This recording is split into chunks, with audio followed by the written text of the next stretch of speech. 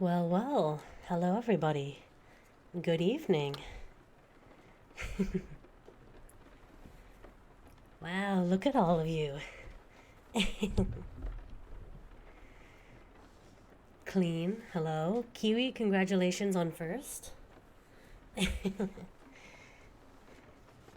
Stumblin', hello. Maiden, gosh, Otter, Maiden, Lid, Chaos. Oh, let me get Tomokun, hold on. He was the one I was going to add. I forgot to add,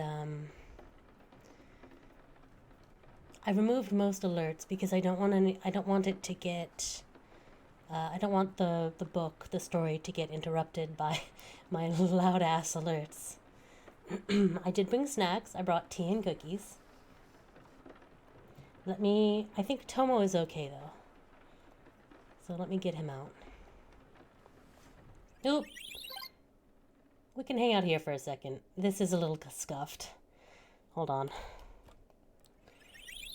I know there's a way to prevent it from doing that, but I don't think Tomo's going to be able to join us tonight. He's very sleepy, and I didn't get him set up enough in time, so Tomo won't be joining us. Tomo's already in bed. He's definitely already in bed. He's having a rest day.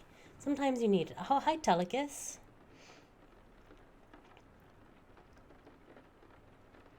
May I have my candies back? Yes, for sure, for sure. I will have one of the mods. I don't know how to refund them. How do I refund them?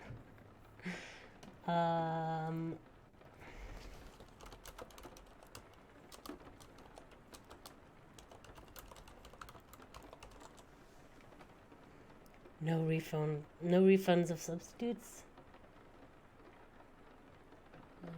Viewer rewards, channel points. Okay, hold on.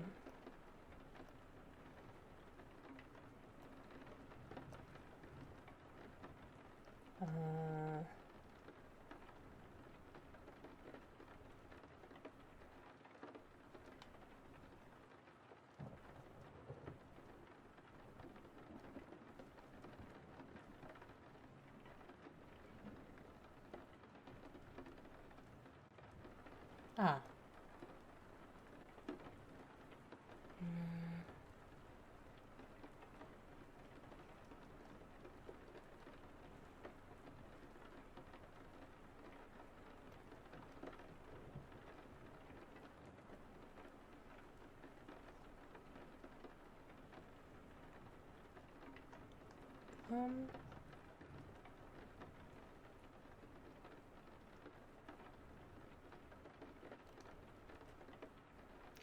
Okay, you should have your points back now, Maiden.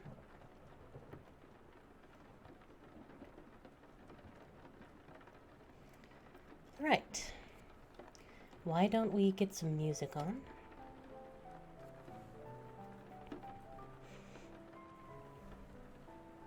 And I'll get my book out. Okay, have good luck with your errands. Right.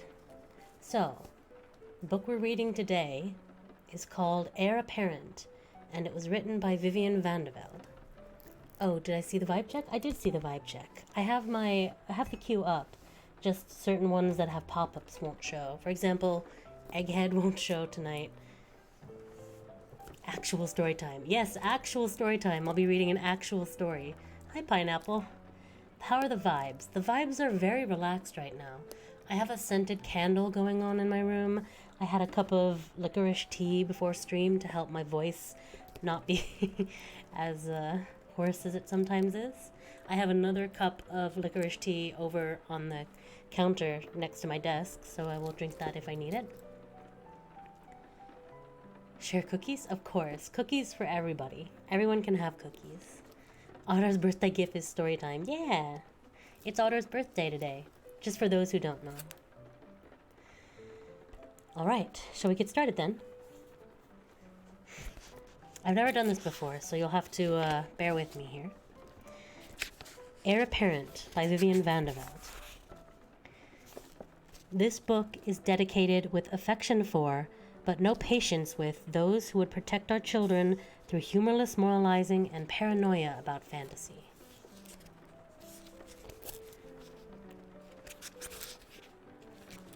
Chapter 1. Happy Birthday to Me.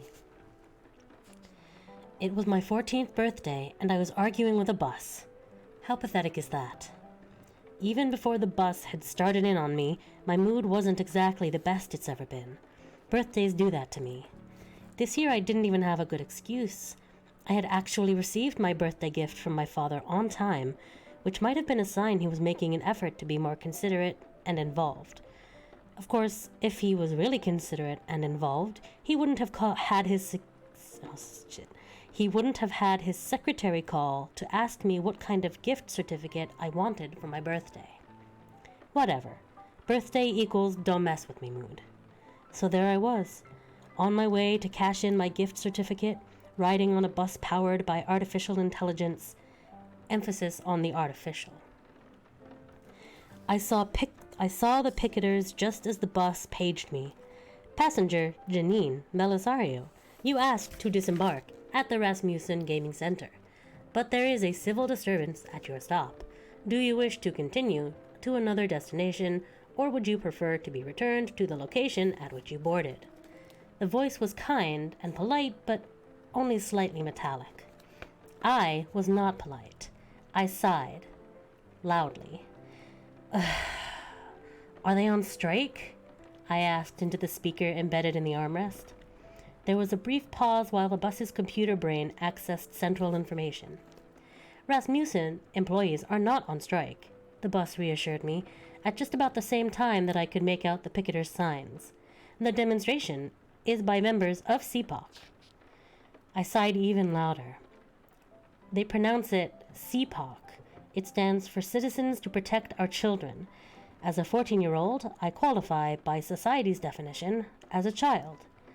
I am willing to accept protection from stray meteors, eco-terrorists, and my 7-year-old cousin Todd, but I don't feel in need of protecting by CPOC, which strongly believes that only G-rated movies should be made and that libraries should stock only nice, uplifting books that promote solid family values. Nice being defined as nothing supernatural, nothing violent, nothing scary. That about kills my entire reading list. I think there's a couple alphabet books they approve of. Still, as far as I knew, this was the first time they'd ever come after Rasmussen. I have excellent timing like that. As the bus passed by the patch of sidewalk the picketers had claimed, I could read their signs. Magic equals Satanism, and violence beget violence, and inappropriate for our children. Why can't you drop me off? I asked. Legally, they aren't allowed to obstruct anyone from going in. I'd learned that in participation in government class. Rochester Transit Authority is prohibited from letting a minor disembark into a situation that might be hazardous, the bus told me. A little bit of artificial intelligence can be an annoying thing. What are they going to do, smack me on the head with a pamphlet? I asked. The bus didn't answer and kept on moving. I was not going to win an argument, I could tell. Well then, I said, let me off at the next stop. Not if you intend to return to the Rasmussen Gaming Center stop, the bus responded. I checked our progress on the real-time electronic route map displayed on the back of the seat in front of me and told the bus, of course not. I want to be dropped off at the art museum. That is on this vehicle's route and is only 1 block away, the bus told me. Estimated time of arrival, 30 seconds. So much for artificial intelligence. A human bus driver could have guessed that I had not developed a sudden craving for culture. Then again, a human bus driver probably wouldn't have cared any more than the other passengers did. The bus stopped in front of the museum. Have a nice day, Giannine Belisario, the bus told me. I smiled and gave a Queen Victoria wave and muttered under my breath, your mother was a toaster oven. As I approached the gaming center, I could see the picketers were quiet and orderly. So using my human intelligence, I deduced they weren't dangerous. Once I got in front of the building, I sprinted for the doorway. It was beneath a large red and gold sign flanked by rearing dragons. Rasmussen Gaming Center. At least one of the picketers realized my intent and started quoting some Bible verses at me, complete with ye's and thou's and wicked ones. I started walking faster, and he started quoting faster, which would have been fine, except he was also moving to cut me off. I reached the door, and a Rasmussen employee opened it for me, which was better service than they'd ever provided before. He was probably set there to make sure the picketers didn't physically interfere with the customers. Once the door was shut behind me, that blocked out road noise and protester noise alike. The lobby of the Rasmussen Gaming Center looks pretty much like the lobby of a movie theater. Lots of slick posters advertising the latest games, a concession stand, booths where you can feed in tokens and play some of the older virtual reality arcade-type games. For a Saturday on a nice May afternoon, the place looked dead, though the smell of the popcorn machine was wafting in. But I was self-disciplined, and I resisted. I went up to the reception desk in the waiting area. The total immersion gaming rooms were beyond, where they hook you up to the computer, as an individual or with a group, to experience a role-playing fantasy. There were a pair of older boys, late high school or maybe even college age, sprawled in the comfy chairs in the waiting area, looking as though they'd been there a while. They glanced up hopefully when they spotted me, then returned to leafing through their catalogs and poking at each other and trying to look cool for the receptionist, who was tapping her computer keys with the speed, concentration, and fervor of someone who had to be playing Tetris instead of working. She must have made a game-ending mistake, because she scowled and looked up. "Welcome to the Rasmussen Gaming Center," she said. She wore a gown that was a medieval style, but that shimmered and slowly shifted color, going from pink to lavender to deep purple to blue. I knew that if I watched long enough, it would cycle through the rainbow. There was one of those new, genetically engineered dragons on her desk, hamster-sized and unpleasant. It had been trying to tip over the receptionist's nameplate, and when I placed my gift certificate on the desk, the little beast lunged at me. "He's just playing," the receptionist assured me as I snatched my hand back. "It's his way of greeting you." "Sure. I have an uncle who'll tell you the same thing about his Rottweiler." The receptionist looked at the gift certificate. "This will get you half an hour of total immersion game time, or 45 tokens for the arcade games up front. You can play your own module, or you can join other players." She pointed towards the older boys. Her desk dragon dove and nipped at the trailing edge of her sleeve. The tiny chain that tethered him to her pen holder yanked him up short, and he hovered, his leathery wings fluttering. The receptionist ignored him. "They're trying to form up a foursome to play Dragon's Doom. Interested?" I don't like playing role-playing games with people I don't know, and besides, I figured an 8th grade girl with a 7th grader's figure probably wasn't exactly what they'd been hoping for. "No, I'll play with computer-generated characters," I said. The receptionist nodded. I could see her set herself on automatic pilot. "Because the computer directly stimulates your brain, you will feel as though you're actually experiencing the adventure." She must have said this about 1,000,000 times a day, because she spoke without inflection, so that if I hadn't known what she was talking about, I wouldn't have known what she was talking about. "Half an hour of game time will take you through 3 days of your chosen computer adventure. You will smell the smells, taste the tastes, feel the texture of the clothes you're wearing and the things you touch. You will experience cold if your computer persona is in a situation where he or she would feel cold, just as you will feel hunger and you might feel pain. If your persona is killed off, you will not, of course, feel that pain. You are guaranteed at least 30 minutes of playtime. If you get killed before your 30 minutes have been used up, you will be given another life and the adventure will automatically restart. Once you have started a life, you will be able to continue until you successfully finish or you are killed, even if your 30 minutes runs out partway through. Any questions?" I shook my head. "Want to check out the promos?" She pointed to the alcoves, and her dragon once again lunged and missed. At the promo station, the computer recognized my handprint and showed the names of the games I'd played and the other times I'd been here, as well as the game I'd played when I visited with my cousins in Baltimore and we'd gone to the Rasmussen Center there. The screen showed the dates I'd played and the scores I'd received. I pressed the button indicating I wanted to view the trailers for games that could be played in half an hour or under. Alien Conflict I didn't even bother with, nor Dinosaur Safari. I watched the promo for Lost in Time and decided it looked too complicated. It was probably the kind of game where you had to come back 4 or 5 times before you got anywhere. Weatherly Manor was a haunted house game that looked like a possibility, though the computer knew my birth date, which meant I would get the toned-down version for those under 16. A Witch's Stew sounded too young, even though this list was supposed to be age-specific. Sword of Tala looked interesting, and I was thinking I'd probably go with that when I pressed the button for Heir Apparent. The voiceover described Heir Apparent as a game of strategy and shifting alliances. "The king has died," the voice said. "Are you the next in line for the throne, or next in line to die?" There was a flurry of quick scenes. A castle on a hill, an army assembling, a dragon, someone being pursued through the woods, a wizard tossing powder into the air, and an eagle forming from the powder and lunging, talons outstretched, so that he looked about to come straight out of the screen, and I instinctively jerked back.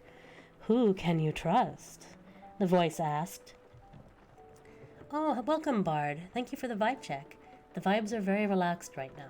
I am super relaxed, very chilled out." The screen went dark, with an ominous thud, like a dungeon door slamming. A child voice whispered, "Bad choice," and cackling laughter echoed while the name Heir Apparent flashed on the screen, then slowly faded. I found myself more inclined towards Heir Apparent than Sword of Tala, and knew myself well enough to know why. In the montage of scenes, there had been some really good-looking guys. Probably not the smartest way to choose a game. On the other hand, it made no sense to pick a game specifically because it had nobody interesting looking. I went back to the receptionist. Heir Apparent for girls as well as boys? The receptionist had been filing her nails while waiting, and now that she paused, the desk dragon leaped and clung onto the emery board, gnawing at the edge. She shook him off. "Yes," she told me, "a female character can inherit the throne and become king if she makes the right decisions." "Is there only one set of right decisions?" I asked. That could make for a frustrating game, and the kind you have to play over and over. "Heir Apparent," she said, "is like bean soup." "Excuse me?" I said. "Playing Heir Apparent," she explained, "is like making bean soup, whereas Dragon's Doom is more like making a peanut butter and jelly sandwich." I had no idea what she was talking about. With Dragon's Doom, all you've got to do is remember you're making a peanut butter and jelly sandwich, and you'll end up with a peanut butter and jelly sandwich, barring, of course, dropping the bread, peanut butter side down, onto the floor. "Of course," I agreed, just to humor her. She continued, "But with Heir Apparent, you can approach in any one of several ways and still end up with bean soup. You can use pinto beans, or black beans, or navy beans. You could maybe add macaroni, or not, and you'd still end up with a bean soup. But there's all sorts of dangers. If you do decide to use macaroni, but you add it too late, it's undercooked, maybe even crunchy. Add it too early and it becomes mushy. You can have too much salt, not enough pepper. Tarragon might help, or it might make the whole thing bitter." She leaned forward confidentially, and that's not even getting into the question of boil or simmer. Just my luck to get an explanation from someone who didn't know when to give up a bad metaphor. "Not just one set of right decisions," I interpreted. "Okay, I'll go for it." Just then, her desk dragon pooped on the desk. I should have taken it as an omen. End of Chapter 1. Well, that's Chapter 1 finished. How are we feeling, everybody? Just checking up on the chat. After each chapter, I'll probably check in with chat and see how you guys are doing. The vibes are touch deprived and thirsty, but always good. I feel that.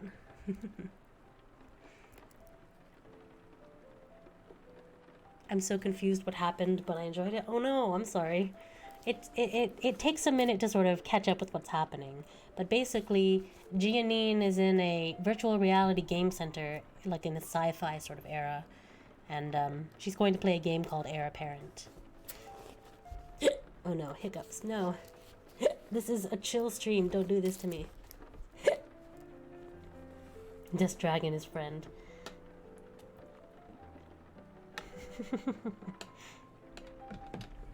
Alright. My goodness. Alright, we'll go ahead and start on Chapter 2 then. Chapter 2. Off to a fantastic start, parentheses, not. Rasmussen Enterprises must have a vice president in charge of bad smells. It kind of makes you wonder, or at least makes me wonder, what kind of person takes a job where, when they go home every night and your family asks, "How did the day go, dear?" you answer, "Oh, very nice, thank you. Some kid I don't know paid a couple weeks' allowance money to get hooked up to the computer to enjoy a nice fantasy game, and I got to plunk her into a pile of sheep dung." I woke up thinking I'd been set down in a barn. Which is sort of a Rasmussen specialty, I guess. But I could hear birds chirping, and I could feel grass prickling me through my clothes, and when I opened my eyes, there was blue sky and a warm sun above me.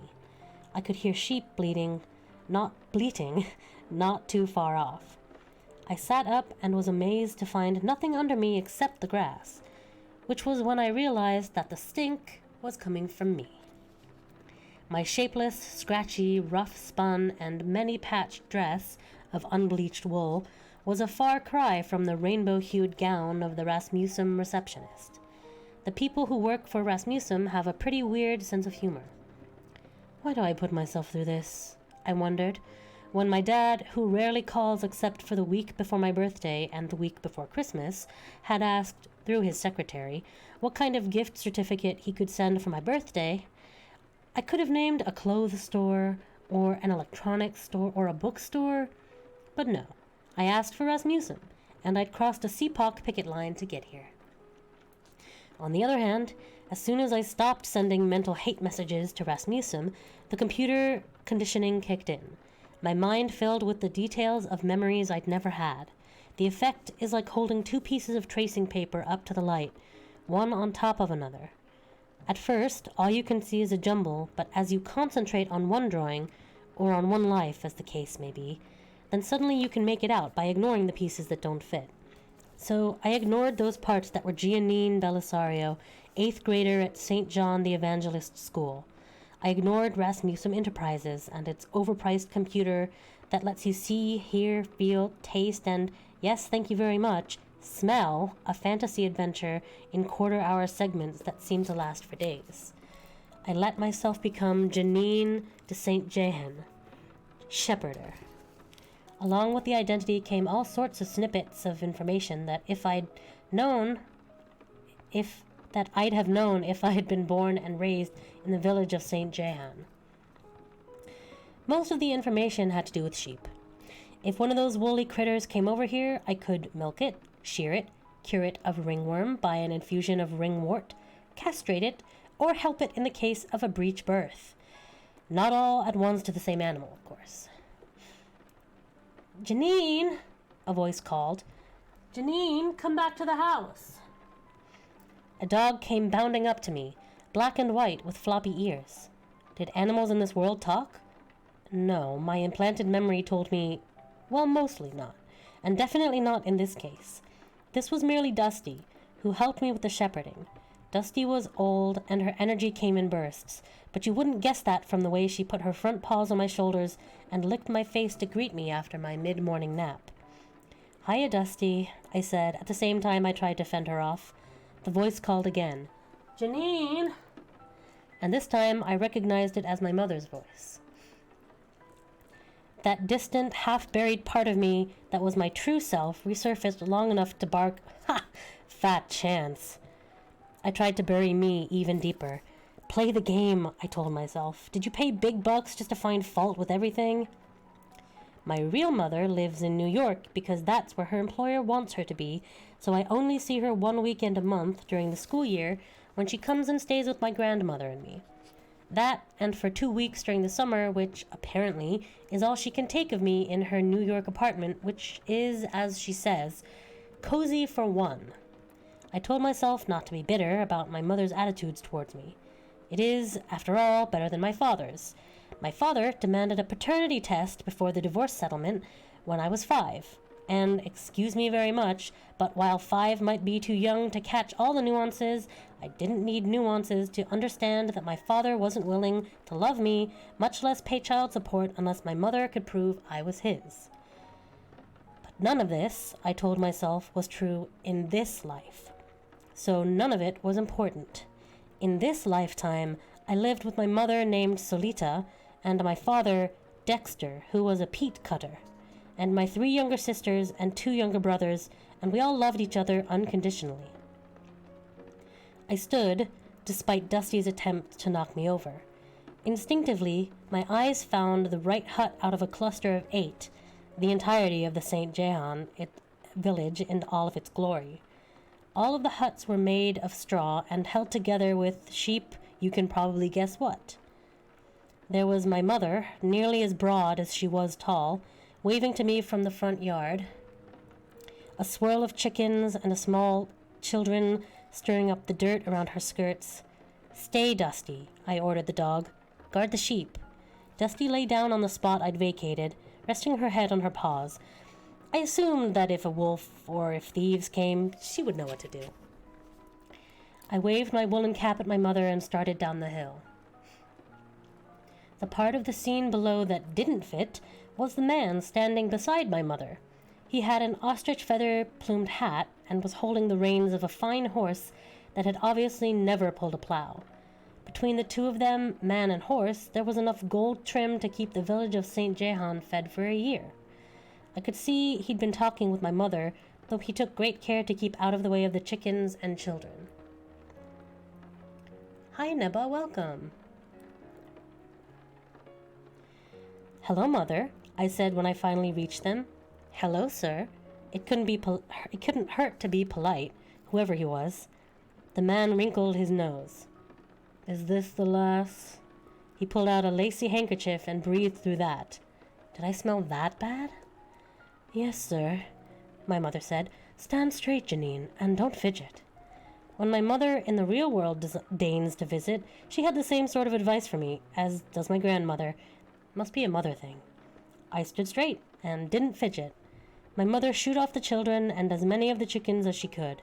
"Janine," she said, "I have something to say to you, which I probably should have told you before. I wish I could delay it until your father gets home from the bog." The well-dressed man waved his handkerchief at her. "Get on with it, woman." Just because she was a computer-generated figment of my imagination was no reason for him to be rude. "Hey," I told him, "that's my mother you're talking to." If my real mother hung around more, I'd defend her too. "But wrong," the man said. "That's the whole point." Quick on my feet as always, I said, "Huh?" "This woman is not your mother, and the man you take to be your father is also no relation to you." It made sense, considering the heir-apparent scenario had indicated I was one of several in line for the throne. But if ever there was someone who obviously delighted in delivering bad news, this was the man. And meanwhile, this woman, as he'd called her, looked ready to cry. She told him, "Sir Deming, you said I could break it to her." "You took too long." I shoved him away from her, even though I was a full head shorter. I was mad enough to tell him, "Look, as far as I can tell, you're just some well-dressed messenger boy. You say one more word to my mother and I'll set the dogs on you."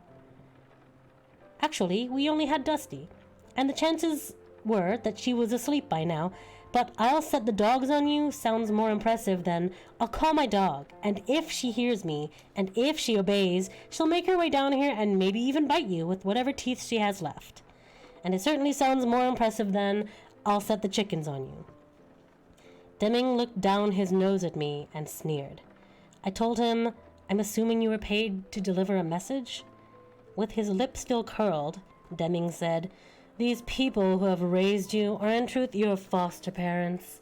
You were delivered to them for your own safekeeping. Your true parents, well, Your mother was a servant woman. I could tell he enjoyed telling me that. And my father? I asked, suspecting, because of the nature of the game. With a sigh, Deming admitted, King Cynric, God rest his soul. God rest his soul, my mother repeated. The king has died? Deming removed his ostrich feather-plumed hat and bowed his head for a moment of silence. I suspected his sincerity when the first thing he said after that was, and he chose a very inconvenient time to do it. My mother fanned herself with her hand. I have brothers? I asked. As an inhabitant of this land, I had heard talk of princes, but as a lowly inhabitant, I wasn't familiar with their names. Yes, Deming said. For someone who was so eager to talk before, I told him, you certainly seem tongue-tied now. What are their names, and what are they like? There are 3 princes, Deming said, all older than you, which give them priority over the crown, as does your irregular birth. He let his patronizing smile drop. Wulfgar is the firstborn, Deming told me. He was educated away from home and has certain... He paused to consider. Perhaps the word I'm thinking of is exotic. He has certain exotic ideas. Something about the way he said it made me suspect that exotic wasn't the word he was thinking of at all. Ideas about what? I asked. Everything, Deming said, which was no help at all. The second son is Abbas, a young man of incredible prowess, physically, in the classical sense. Classical sense? What does classical sense mean? Deming ignored me. And lastly, Kenric, who displays, as far as I'm concerned, altogether too much interest in the magic arts. I fought off a mental image of someone in a black cape and a top hat, pulling coins out of people's ears and sawing lovely assistants in half, because I seriously doubted that that was what Deming meant. What? I started. Perhaps it would be best if you waited to form your own impressions. Deming gave a toothy smile. My mother asked, You're bringing her back to court? Deming nodded. But I thought she was in danger there. Deming pursed his lips to indicate it wasn't his idea. The king commanded it. I said, I thought the king was dead.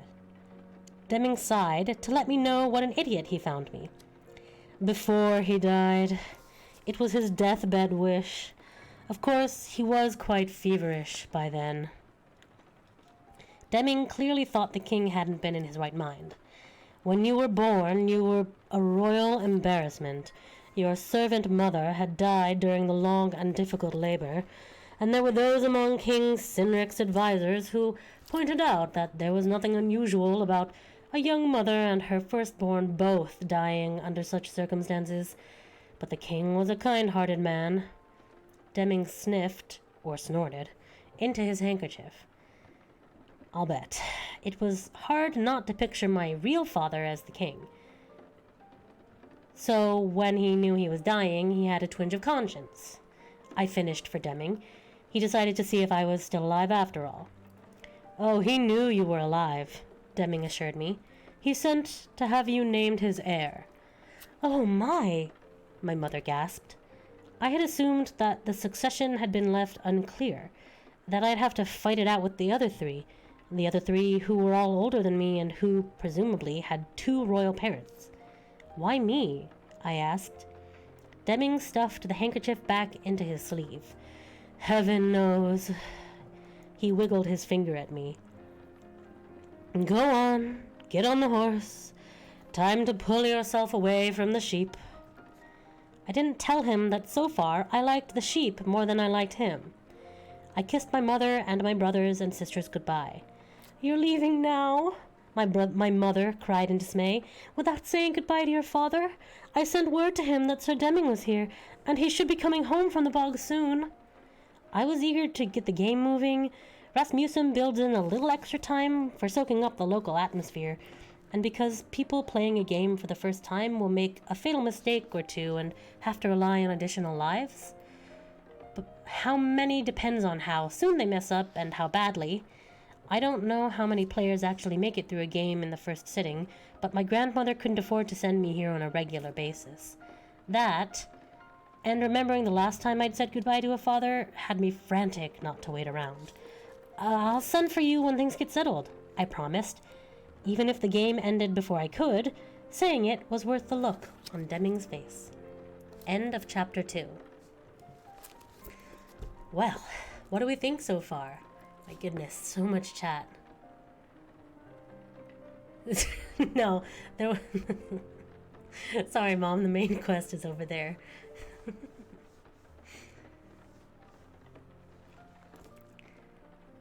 I saw a dude train a pigeon to fight. I don't care, chickens are weapons. That's true, chickens can be very vicious. This is interesting, I'm glad you think so. Speedrun any percent. Any percent speedrun of Heir Apparent. Okay.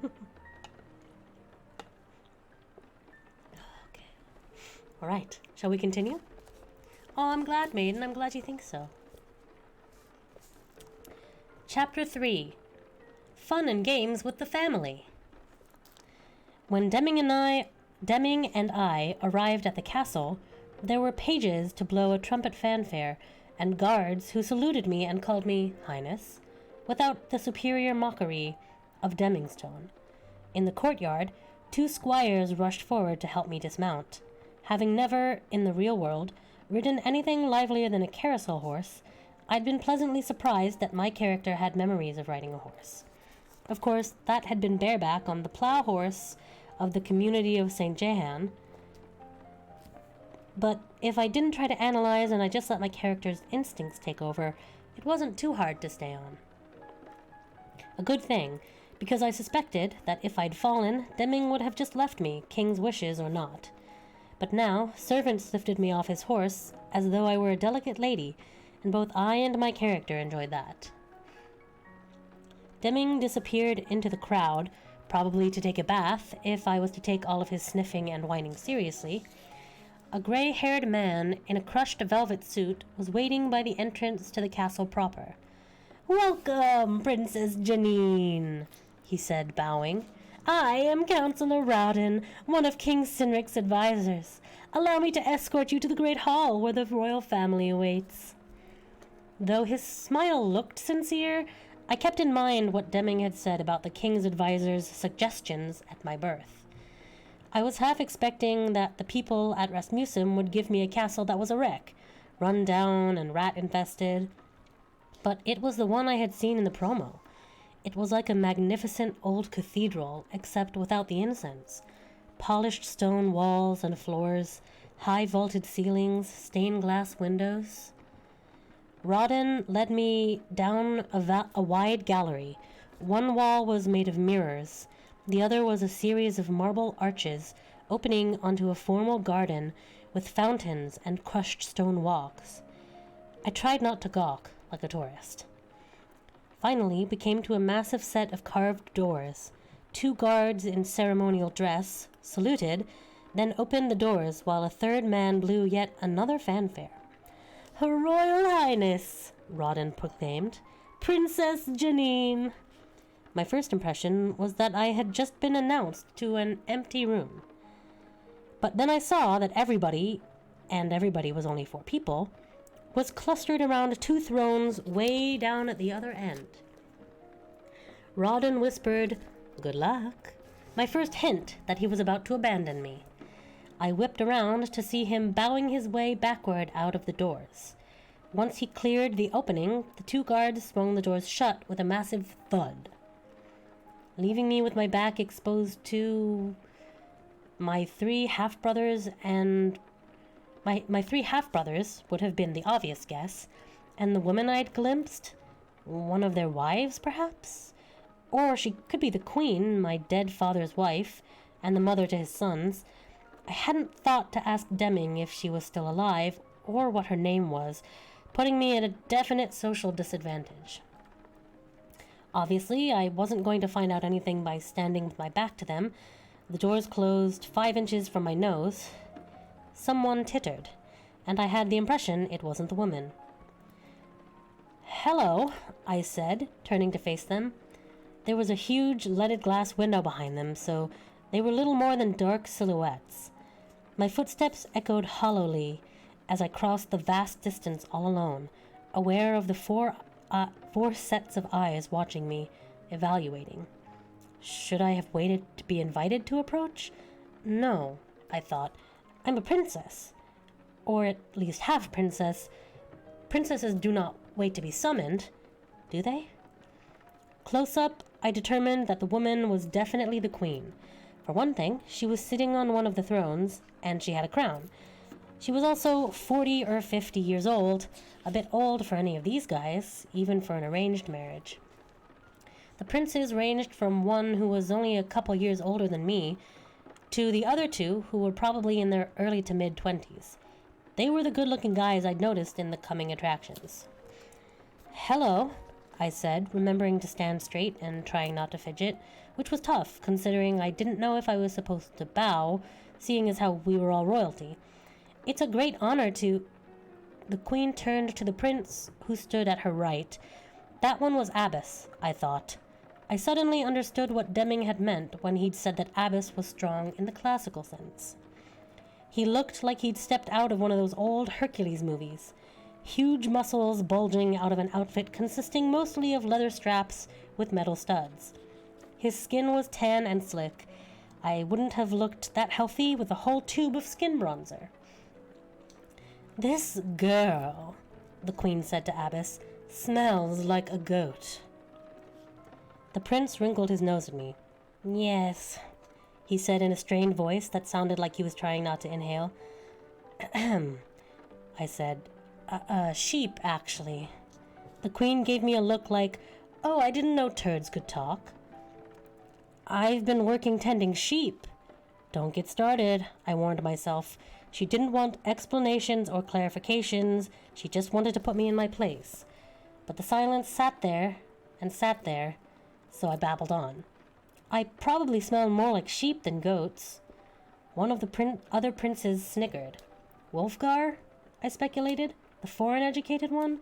Since he wore a goatee, not a wispy end-of-the-chin Colonel Sanders look, but a sexy one, while all the other men I'd seen so far were clean-shaven."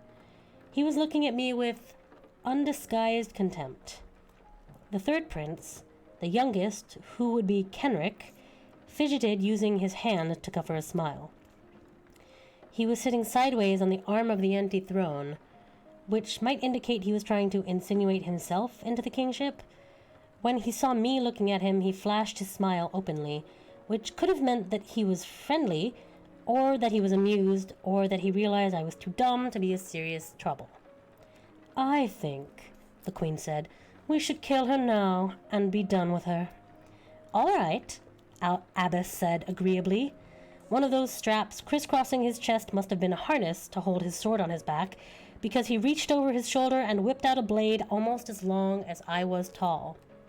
Wait a minute," I scrambled backwards. Lucky for me, I had outgrown my stinky and patched gown, so that the edge of the dress came only halfway down past my knees. Although this clearly showed my bare and dirty feet, I at least didn't trip as I took a couple of hasty steps backwards. "Wait a minute," I repeated as a grinning Abbas stepped towards me. I had a skinning knife on my belt, all of about 4 inches. Abbas's sword was broader than that. All things considered, it was probably best not to even go for it. "Just don't move," Abbas told me in his calm, slow voice. "It'll be faster, and you won't bleed as much." Was he concerned about hurting me, or about messing up the inlaid marble floor? "But," I said, dodging him, "but—" "You can't kill her," his brother Kenric pointed out. "She's already been seen by too many people. If you wanted to kill her, you should have done so before." "Well, gee, thanks, I think." Abbas glanced at his mother for confirmation. "I suppose," she conceded, clearly disappointed, and only then did Abbas lower his sword. Wolfgar Wolfgar spoke for the first time. "How about if we start over again?" He smiled at me in a way that was definitely not friendly nor amused, nor even, I suspected, "you're too dumb to count." You come in, you're introduced, we ascertain exactly what it is that you smell of. Let's start there. No, I said, beginning to be ticked off at all of this. How about if we go back to the introduction phase and you introduce yourselves to me? Sort of an as subjects to your new king kind of thing. The prince's smile momentarily froze. But then he said, Certainly. I am Prince Wulfgar the Firstborn, by common tradition the heir apparent. This bulwark of humanity, he indicated Abbess, Mr. Olympia, is Abbess the Secondborn, and this is Kenric the youngest. Abbess let that sit for a couple of seconds. Excluding yourself, of course.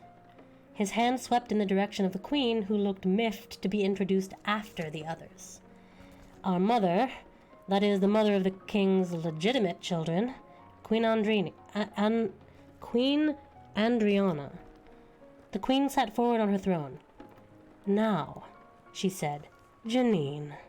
Her tone indicated what she thought of that name. Before I could learn what she was about to say, the room went black, as though someone had turned the lights off. Except, of course, that medieval castles don't have light switches. And except that we were in a room with about 20 floor-to-ceiling windows, not even counting the big leaded glass one behind the thrones, through which, a moment ago, the mid-morning sun had been streaming. What? I started, but was drowned out by a crash of thunder that seemed to go off about half an inch from my ear. Simultaneously, jagged lightning streaked past the window behind the royal group. Usually, Rasmussen is more subtle with its special effects. I could feel my scalp get all tingly from the electricity, which I thought was a great detail, but the storm didn't look right. They should have darkened the sky more gradually, and as I glanced around the room, I saw that there were identical bolts of lightning in each of the windows, which was pretty shoddy. Like cheaply made anime, where they use the same background in multiple scenes, hoping you won't notice what's going on behind the main characters. Still, I couldn't help but jump. The thunder continued to boom and crackle as though the lightning bolts were striking the parapets of the castle itself. Princess Janine! The queen sounded impatient, and I realized that she had repeated my name several times already. I'm sorry! I raised my voice over the thunder.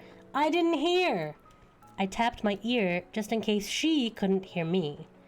In the flickering light of the near-continuous lightning, I saw her look at her sons. They were all watching me warily. Maybe they were worried about how they'd been treating me. Maybe they'd realized they shouldn't have been so open in their hostility.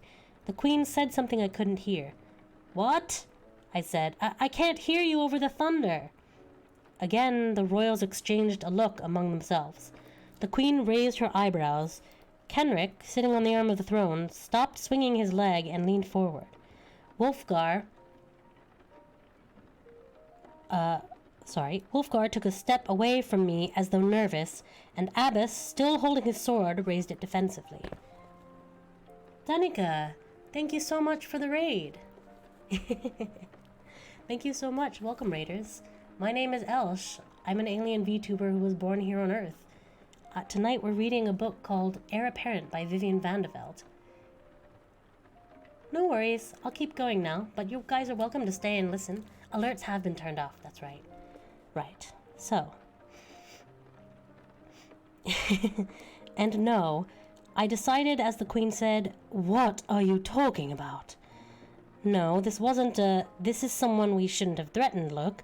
This was a, "maybe this is someone who's totally out of her mind" look. At which point the lightning moved inside the castle, and not a one of them twitched. I took a step backward as a jag of lightning lit up the area between the back wall and the royal family. "Move!" I screamed at them. Obviously the storm wasn't natural, but that didn't mean it couldn't fry us all. It's getting closer! The next one will hit you! Weren't the little hairs on their arms all standing up and marching around from the charged air? Sure, they wouldn't know the word ozone, but couldn't they smell it? Wulfgar tapped his head in a loose screw gesture, and the queen rested her face in her hand as though I was a bigger burden than she'd ever anticipated. Abbess was obviously waiting for his mother to tell him what to do. Kenric stood and took a hesitant step towards me, the only one to trust my warning even that far. And then the light came back. No lightning, No vestigial rumbles of dying thunder. The sky was blue and bright outside the window. "Oh," I said. Never mind. It went away." Magic, obviously, but whose and why? Deming had said Kenrick dabbled in magic, but why would he call up a storm only I could sense? If it was to make a fool of me, then why was he the one person to heed my warning and step away from the window? And judging from his face, he was thinking that I was the one who had set out to make him look foolish in front of his family. There was a storm," I said. "In here, in this room, with thunder and lightning and my skin all goosebumpy from the electricity." "I never knew you were so gullible, Kenrick." Wulfgar smirked. "I'll have to remember that." "Enough of this nonsense," the Queen said. "Janine, I don't know what you think you're doing, but stop it, or I may yet change my mind about having you killed. For the time being, my husband, in the derangement of his dying, named you his successor. Let's see how long you can keep the job, and your head. Come, Abbess." She swept out of the hall with a rustle of stiff skirts, which nearly toppled me as she brushed past. Hercules Jr., Abbess, followed, putting his sword back into its harness with a glance at my neck as though evaluating for future reference how hard he'd have to swing for a clean decapitation. Kenrick glowered as he passed, and Wulfgar grinned before he followed, which didn't look quite as friendly as his brother's glower. Ouch. Not a very good first impression on my family. And what was that awful smell? Oh yeah, that was me. End of chapter 3.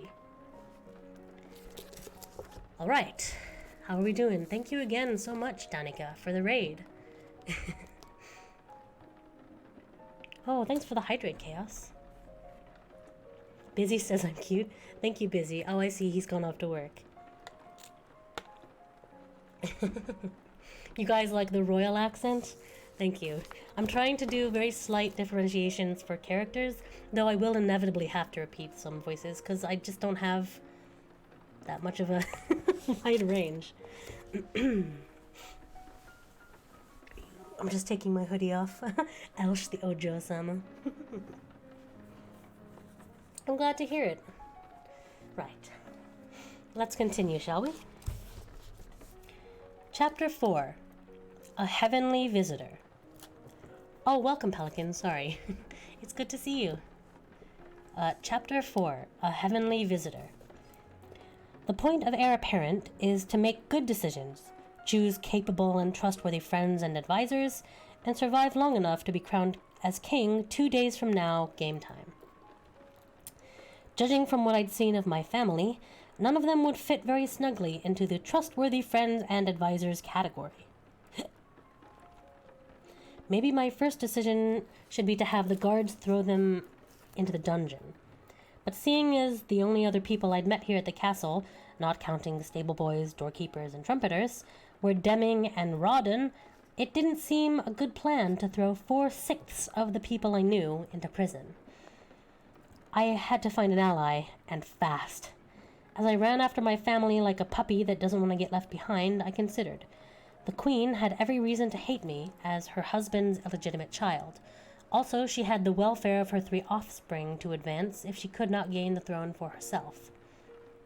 Abbess seemed to be the Queen's favorite, after herself, of course, but he obviously wasn't going to make any move that his mother hadn't previously approved. That left Wulfgar and Kenrick, both clearly troublemakers. I based my decision on something totally frivolous. Kenrick was dressed all in black. That might have been a heavy-handed hint on Rasmussen's part that he was the villain, or it might have meant that, with his dark hair and light eyes, he knew he looked good in black. On the other hand, it might mean that he was in mourning. If so, he was the only one. I didn't know anything about King Cynric, whether he'd been a just king or a loving husband or a kind father, but so far nobody had said a word about the poor guy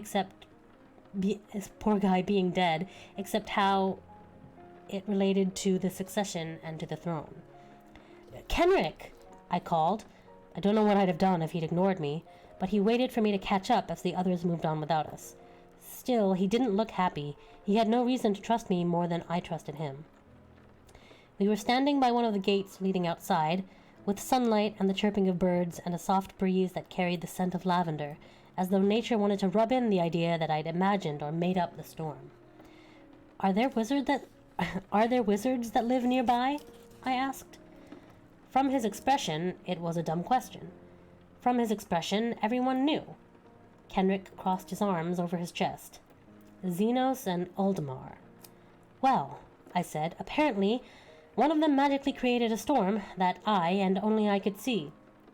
Uh-huh, he said. Why? I don't know, I admitted. Maybe to make me look like a crazy person? Uh-huh, Kenrick said. That you did.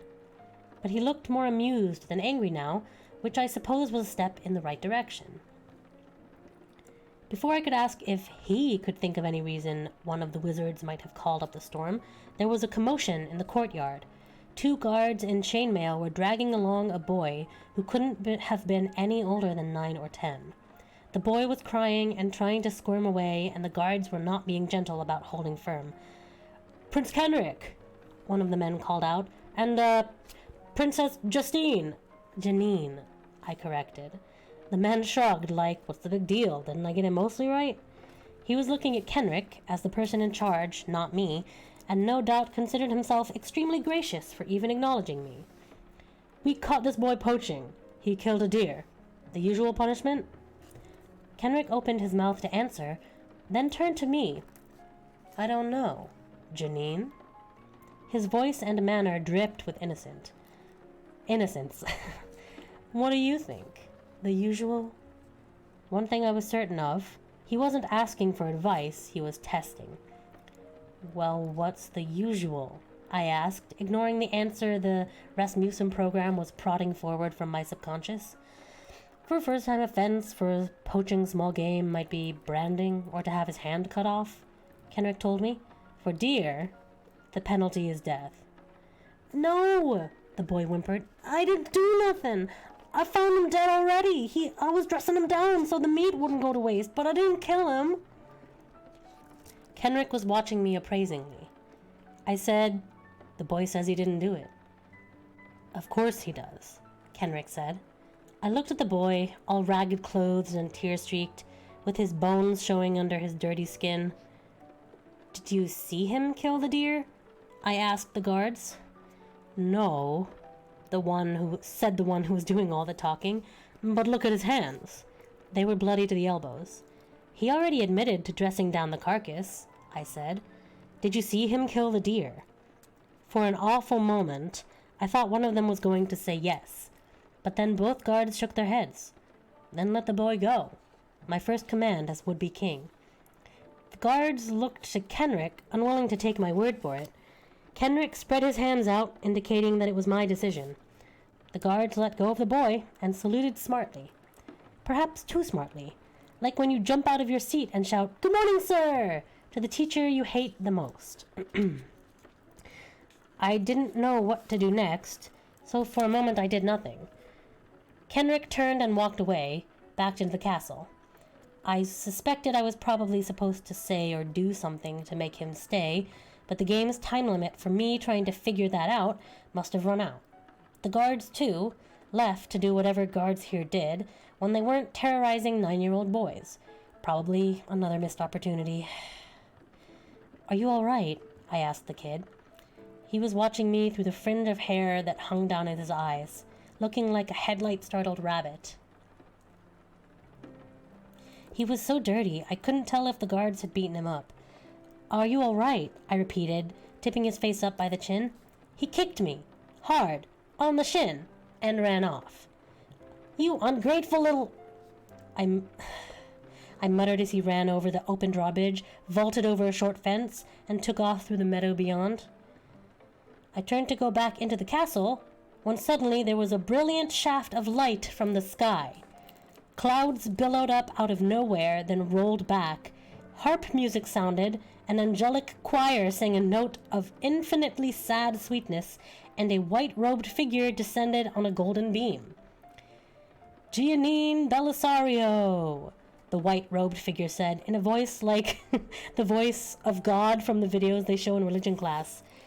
Outside of the fact that I was too stunned to speak, he was calling me by the wrong name. Here I was Janine de St. Jehan, and this sure didn't sound like any Rasmussen program I'd ever heard of. Giannine Belisario, the white-robed figure repeated. The closer he got, the more I could see he wasn't God after all, which was a relief no matter how you look at it. For one thing, his white robe turned out to be a lab coat, and for another, he was wearing glasses. I felt fairly certain God wouldn't go around wearing glasses. The figure came to a rest with his Reebokked feet, and Reebok, for anyone who doesn't know, are sneakers, about 6 inches from the ground, so that even though he couldn't be much taller than me, I had to tip my head back to look at him. Giannine, he said, this is Nigel Rasmussen. Don't panic. I'd been surprised and confused, but doing fine until he said that. There has been a slight emergency. Nothing to worry about. I began to hyperventilate. People from the Society to Prevent Cruelty to Children. What? Somebody I couldn't hear or see must have corrected Rasmussen. I almost said Rasputin. He waved the interruption away, which was good. He was already speaking infuriatingly slow, like someone who doesn't trust the mental capacity of his audience. What do you mean, emergency? I started, but he talked over my question. People from the Society to Protect Our Children, he said, still getting it wrong, have broken into the building. They have damaged our equipment. Do not worry. There is no physical danger to your body. The intruders have been removed by the police. What do you mean, no physical? But again, he kept on talking. He can't hear me, I realized. He probably couldn't see me. I shut up and listened, since I wouldn't be able to ask him to repeat. We are working to regain control, Mr. Rasmussen was saying, which wasn't comforting at all, especially from someone who had ink stains on his lab coat where he'd forgotten to use his pocket protector. There are fail-safe measures to keep external stimuli like power failures or surges from affecting your mental state. But while these safeguards are in effect, you will find it difficult to exit the heir-apparent game. I was stuck here? The only route, Mr. Rasmussen said, is to successfully complete the game. Unsuccessful solutions will loop you back to the start of the program. I can do that, I thought. Was he telling me that I was getting free extra tries? I began to breathe normally again. Unfortunately, Mr. Rasmussen said, and my breath caught. This is the last time we will be able to communicate with you, and unfortunately, I cannot tell you the solution to the game, since there is no one single right path. There are an infinite number of permutations, depending on which characters you take into your confidence, how you react to the problems with which you are presented, and what policies you set for your government. Mr. Rasmussen might have been counting on this going over my head, but I could figure it out. If there were an infinite number of possible right ways that could get me out of here, there had to be an infinite number of wrong ways that would set me back on that hill in St. Jehan. Don't panic, Mr. Rasmussen said again. Their readouts on my heart rate and blood pressure must have been going wild. All you have to do is play the game as well as you can and as quickly as you can. And while all that was sinking in, while I was mentally repeating quickly, Mr. Rasmussen said, Wait! Wait? That seemed all I could do, but he wasn't talking to me. He was beginning to float upward again. The heavenly choir started humming. The clouds took on a pink hue. Mr. Rasmussen was again talking to someone else, arguing, No, this is foolish. She needs to know the urgency. He turned back to me, speaking in a rush now, so that I suddenly suspected his earlier comments had been scripted. What I said before isn't entirely accurate. I don't want to frighten you. You should be fine. But there's no time to waste. The prolonged direct stimulation to your brain is dangerous. The longest game we have is supposed to be over in an hour, and our equipment would normally be safe for up to 5 times that exposure. But with the damage these people have inflicted, your safety zone is much, much less. We don't know how long you have, but the longer you're in the game, the more you risk fatal overload. Overload? What was he saying? Fatal overload? Now it was my turn to cry. Wait! But even if he could have heard me, and it was obvious that he couldn't, there was nothing he could do about remaining. Advice, Mr. Rasmussen called down as the clouds foamed around him. Kenrick and Sister Mary Ursula don't work well together. Who in the world was Sister Mary Ursula? Mr. Rasmussen's voice was fading, despite the fact that he was obviously shouting, "And next time, don't forget the ring!" "What ring?" I shouted back up at him. All I could see far above were the bottoms of his sneakers. "And whatever you do, don't!" But naturally, I couldn't make that part out.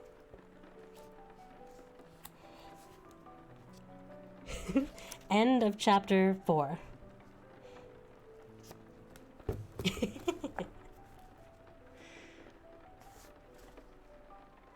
Be not afraid. He gave 2 free tips. I know. Heir apparent SAO'd before SAO existed. It is kind of like Sword Art Online. The art museum doesn't sound that bad. I think of it.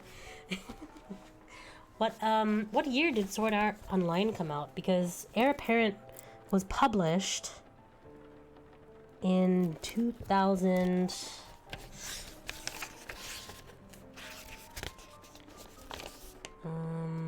2002 is when the book was published. SAO would make it good, and a book? Oh yeah, this book came out way before then. I'm just going to grab my tea that I have sitting on the side because I can already feel my voice getting a little hoarse.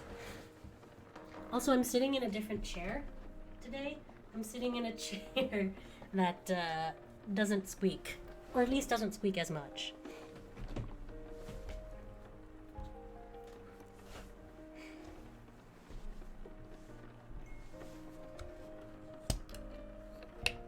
Please don't burn my tongue.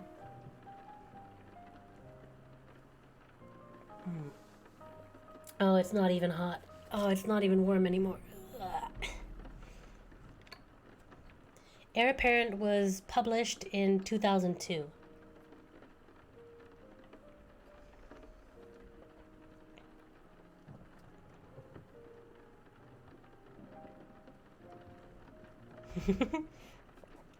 Thus the isekai begins. No worries, Otter. If you're tired, you can go to bed. No worries. I hope you've enjoyed what you could stay for anyway. Aw, I'm glad you feel relaxed. Sleep well, Otter, and happy birthday. Let's go ahead and get back into the book. Chapter 5. Simple Math. What kind of cheesy outfit was Rasmussen that crazies could walk in and endanger innocent kids? A picture flitted through my brain of the Rasmussen Gaming Center receptionist, the last defense between immobilized, semi-conscious kids and crazed CPOC members taking out their frustration on Rasmussen's equipment. She'd probably been too wrapped up in her nails, or in a game of Free Cell, to notice the intruders. And what about those idiots at CPOC? Wasn't their whole purpose to protect kids? Did I not count because they considered me some sort of evil deviant for having come in here? You're wasting time, I told myself. I tried to work it out in my head. Rasmussen's engineers said I should have had 5 hours for the supposed safety zone. Since Heir Apparent only took half an hour to play, that should have given me 10 tries. Except those CPOC demonstrators had caused enough damage that however much time I had, it was less than that. And time before... what? What did overload mean? Stop it, I told myself. Panicking isn't going to help. Think calmly, plan things out. Would my brain literally fry? Getting so hot that I would feel fevered? Or like I was stranded in a desert? Or like I was being cooked alive? Don't be melodramatic, I told myself. It would probably be more like an electrical shock, or an epileptic convulsion. Would I, immersed in the game, feel it? Would I know it was happening? I tried to drag myself away from that line of thinking. Lots of drastically wrong things could be happening inside a person's body without that person even knowing. It wouldn't necessarily hurt. On the other hand, I knew that the Rasmussen technology sometimes made it so that a sick person who didn't even know she was sick would, while playing the game, feel sick. the gaming as a diagnostic tool scenario. Not that I felt sick yet. Did I? I felt all clammy, and my stomach was in a knot, and my throat was tight, and my chest hurt, but that was probably from the tension. Probably. I touched my forehead and didn't think I had a fever, or at least not yet. At most, I would have had 10 tries, feeling like 30 days, which would have been a long time to feel sick, but Mr. Rasmussen said I had less time than that. Much, much less, I remembered him stressing. What was much, much less time than 30 days? Half of that? A quarter? Did I, in fact, have only 1 try? No. He'd said next time, so at least 1 more try, I hoped. There is a possibility, I told myself firmly, that you will make it. You need to play smart and maximize your chances. Nigel Rasmussen had talked about infinite possibilities of ways to play Heir Apparent correctly. I might stumble on one in whatever time I had left, if I played carefully. I was so preoccupied, I wasn't aware of anyone approaching until someone grabbed me from behind, which I guess was a pretty good indication that I wasn't playing carefully enough. Someone spun me around, and I saw that I was facing a group of about 20 of the castle guards. Something about them was spooky. I mean, in theory, weren't they there to guard me, the officially named heir apparent of the realm? Surely it wasn't proper guard etiquette to come up behind the person who's scheduled to be crowned as your king, to lay hands on her and spin her around. And several of them had swords or knives drawn. I glanced around. Maybe something had happened, I thought. Maybe they were here to rescue me from some danger. Right. She's too weak to be king, said the guard who'd spun me around, the guard I'd ordered to release the boy of accused poaching. She'll be the death of us all. And with that, he stuck a knife into me. It didn't hurt. It felt fizzy, like an ice cube in a glass of ginger ale, all covered with carbonated bubbles. My knees gave out from under me, and my eyes grew heavy. When I opened them again, I was on the hill above the cluster of huts that was the village of St. Jehan, and my mother was calling, "Janine! Janine, come back to the house!" So much for playing smart. End of chapter 5. That was a short one, but...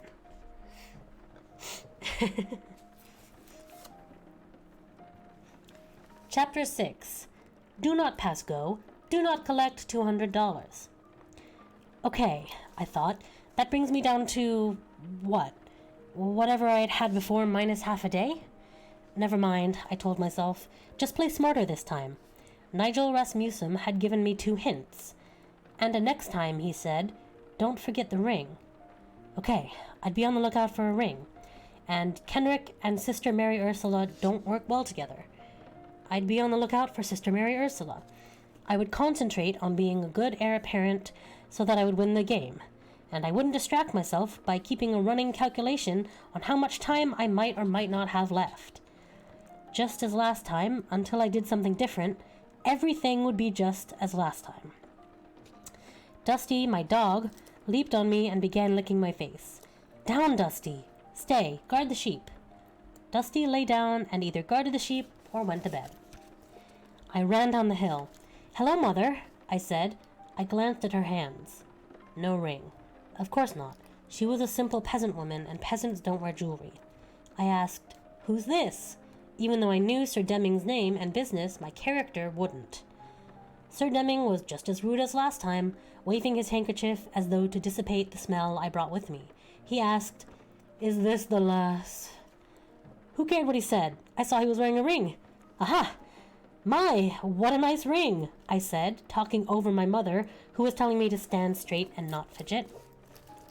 Deming looked as though he suspected I was a ring thief as well as a shepherder, and he crossed his arms over his chest, tucking his fingers under his arms. In games, certain events are keyed to certain actions. It was probably too early for me to actually get the ring.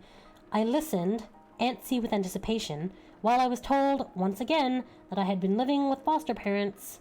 I learned, once again, about the death of King Cynric, my father. When Deming said that the dying king had sent for me, I eyed his hand and said, Did he send some token? He sent me, Deming said in his snotty manner. Okay, maybe it was still too early. I didn't bother asking about my half-brothers or the queen. We could discuss them on the ride to the castle without taking any extra time. Once again, my foster mother wept when I left, saying that my foster father would be heartbroken to miss saying goodbye to me. Yeah. In my experience, in 2 worlds now, fathers were just big sentimental softies. If I had felt rushed the first time, now I knew myself to be in a race. No time to waste on characters who were there just for the scene setting. This time, as we rode away on Deming's horse, I asked Deming all sorts of questions about my new family, to show I was interested. Deming, of course, was not interested. Who's Sister Mary Ursula? I asked. Again, Deming gave me a suspicious look. Interfering old busybody, he said. Has she been in clandestine contact with your family? Oops. I realized I shouldn't give away that I knew things I shouldn't know yet. No, I said. Then where have you heard her name? I can't remember, I said. Deming snorted. I still didn't like him, and he still didn't like me. As we approached the castle, I once again tried for the ring. I can't help but notice the interesting design on your ring. I told him, what do you call that? I call it, he said, the letter D. D was his initial, not mine, not King Cynric's. Maybe this was the wrong ring after all. When we got to the castle, I traded in Sir Deming for Councillor Rawdon, who was not wearing a ring. Okay, so it had to be one of the royal family. That made more sense anyway. Queen Andriana and her 3 sons, Wulfgar, Abbas, and Kenric, were just as charming as last time, lounging about the thrones in the great hall, looking down their noses at me. Hello, I said. Last time I had approached timidly and hesitantly, wanting to make friends. I was determined not to make that mistake twice. Going for brisk, confident, and assertive this time, I said, May I offer my condolences? This girl, the queen said to Abbas, smells like a goat. Excuse me, I said in a tone that would have gotten me a lecture from my grandmother. I believe the king died and named me his heir. That makes you my subjects. Obviously you're so overcome by grief at the death of your old king that you're forgetting yourself. I will forgive you this once, but from now on you are to show me proper respect. Proper respect? The queen snapped. Abbas, show her the proper respect she's due. Luckily for me, sarcasm was a bit beyond Abbas's mental grasp. He began to bow. This gave me time to take a quick step back. Kill her, Queen Andriana clarified for her son. I remembered Kenric's reasoning from last time. Too many people have seen me already, I said. Abbas had unsheathed his sword and wasn't even slowing down. I ducked behind a pillar. Everyone would know who killed me, I called back to the queen. No use trying to reason with Abbas. If the queen didn't call him off, my attempts at logic certainly wouldn't. For such a big guy, Abbas was incredibly quick and agile. He jabbed with the sword left and right of the protective column, and sooner or later I was going to move too slowly, or he was going to correctly anticipate my next dodge. I said, You'll be in trouble for killing the appointed heir. That sounded feeble, even to me. Abbas's sword caught on the trailing edge of my dress, that swirled a second slower than I did. With his free hand, he caught hold of my hair and dragged me from behind the column. She's probably right, Wulfgar drawled. Probably, the queen agreed. Her voice was the last thing I heard. End of chapter 6. Well.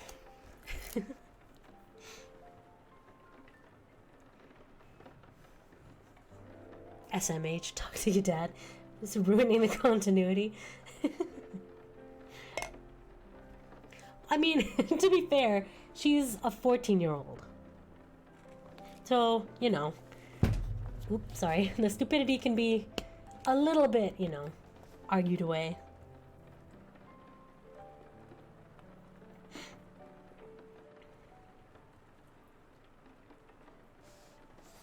Right. Chapter 7. Shuffle and deal again. Janine, my foster mother called. Janine, come back to the house. I couldn't believe it. I'd wasted another half day. What was the matter with me? Surely the programmers at Rasmussen didn't intend for their game to be so complicated that a reasonably intelligent 14-year-old couldn't get beyond the first hours of a 3-day game. Was my brain overloading already? Was the damage the CPOC saboteurs had inflicted making me stupid? All in all, I preferred to believe that I just wasn't playing this game as well as Rasmussen's average teenage gamer. Okay, I told Dusty as she once more licked my face. Sit, stay, guard. At the foot of the hill, I again rushed my mother and Sir Deming through the introductions. Did Rasmussen have to start me at the beginning every single time? Deming told me the king had named me his heir. I acted surprised. My foster mother wept that I had to leave. I told her to give my love to my foster father. I spared a thought for my real-life father, who'd given me the Rasmussen gift certificate. Gee, Dad, I thought, you shouldn't have. When I was introduced to Councillor Rawdon at the castle, I interrupted him when he said he'd take me to meet my family. And what are they like? I asked, though I knew well enough. Are they to be trusted? Trusted, Princess Janine? Rawdon repeated. Do they present a danger to me? Well, Rawdon said, and I was sure he was going to give me an evasive answer, but he said, probably. Okay, I liked that honesty. Should I take steps? I asked. Assuredly, he told me. For a counselor, he wasn't very forthcoming with counsel. Would, for example, just in theory here, would it be a good idea to have my family confined? It might, Rawdon agreed. On the other hand, you are new here, an unknown element. The soldiers who would have jumped at your late father's orders might not be so quick to respond to you. He smiled and added, in theory. I understand, I said. No royal beheadings on the first morning. I sighed, suspecting that I wasn't imaginative enough to figure out half of what needed to be figured out. I was already in a rut. Hill, Deming, Rawdon, family, death by various unpleasant means. I said, perhaps I should dress more suitably before I meet my royal kin, so I don't offend them. Certainly, Rawdon told me. After I was scrubbed and coiffed, though that was the word that Lady Cynthia, my newly appointed lady-in-waiting, used, coiffed, and perfumed, I was given a beautiful gown of burgundy-colored velvet. I almost did feel like a princess as Lady Cynthia brought me to the Great Hall. The guards blew their fanfare, opened the doors for me to walk in, closed the doors after me. And nobody was there. Oops. Apparently, my royal kin didn't like to be kept waiting, even more than they didn't like me smelling of sheep. Who could have guessed? Coiffed? It's pronounced coiffed? Coiffed. Well, that's the only time it's in this book, so... I went out the way I had gone the first time with Kenrick. No signs of the royal family in the courtyard, although one of the guards was raking the dirt. I started to go over, then realized what he was doing. Covering up blood. With a sinking feeling, I remembered the peasant boy accused of poaching. Apparently, by taking the time to bathe, I'd missed the opportunity to keep the guards from chopping his head off. It was just a game, but I didn't like the turn it had taken. Guard! I called the man over to me so that I wouldn't have to go any nearer. Princess Justine, he said. I didn't correct him. Where's the queen? I asked. I believe she and Prince Wolfgar are in the topiary maze. Maze? I sighed. I don't suppose you know the way through? He looked surprised that I would ask such a thing. It would be more fun if you figured it out on your own. Show me, I ordered. The hedges were boxwood, which is a smell that always makes me think of cat pee. The bushes were full, so that I couldn't see through them at all, and they were about 7 feet high, which is about 2 feet taller than me. I was just thinking that I should have been paying closer attention to the turns when we found ourselves in the center, an open area with a pair of stone benches, and sitting there, drinking tea, was Queen Andriana. But the guard was mistaken. With her was her youngest son Kenric, not Wulfgar.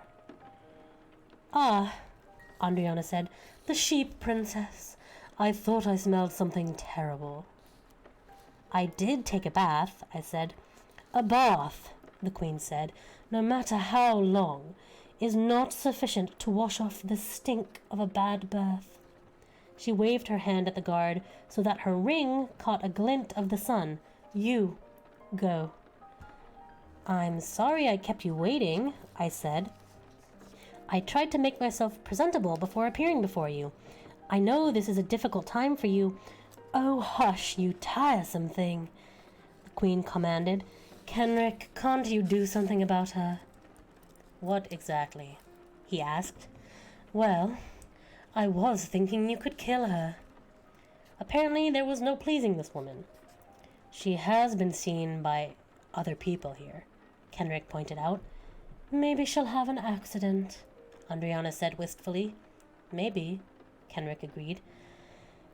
"Listen," I said. "Obviously you're upset by the king's decision to name me. Go away," the queen ordered me. "You may speak to us at supper." She gave a dismissive wave, fluttering her fingers. Maybe, I thought, I was playing too cautiously. This time I caught her hand. My, what a lovely ring! Kenric grabbed my wrist, even as the queen demanded, "Unhand me immediately!" "Sorry," I said. I let go. Kenric did not, and his grip was beginning to hurt. "I was just wondering if that ring was meant for me." "It's my wedding ring, you stupid twit of a sheep girl." "Sorry." How could it not be the right ring? Mr. Rasmussen needed a good shaking. "Sorry, I... just leave." Kenric finally let go of my wrist. Could one of you..." I started. The queen gave a snort of impatience. All right, I'd make my own way out of the maze. Except I really should have paid more attention to the turns when I'd been with the guard. I was sure 3 right turns, then a left, would bring me to a Y-shaped intersection, I remembered. But it didn't. Maybe 3 left turns, then a right? I tried backing up, but realized I'd bypassed 1 turn. Yet when I went back, I lost track of which way I'd been facing. I thought I should be at a T intersection, but found myself in the middle of an X, and by then I had no idea where I was. Okay, I thought, there is a strategy to mazes. In most mazes, if you consistently choose one direction, you eventually find your way. Maybe not the quickest way, but a way. So I told myself I would choose left. The sun was hot on my velvet gown, and the smell of boxwood was making me cranky and itchy. Come on, I told myself. Surely I should be out of the maze by now, or back in the center. And then I heard a sound behind me. A single footfall. Andriana? Kenric? Except I had the momentary impression of an animal. I'm not sure why. Maybe it was the growl. I didn't have a chance to turn around. Something struck me hard on the back, knocking me face first to the ground. I cried out at the pain in my palms and knees, and at the back of my neck. I felt fizzy bubbles all over my skin. "No!" I screamed. Then I heard my foster mother call, "Janine! Janine, come back to the house!" I pounded my fists on the ground. "I hate this! I hate this! I hate it!" I screamed. Dusty licked my face to show me that she loved me. End of chapter 7.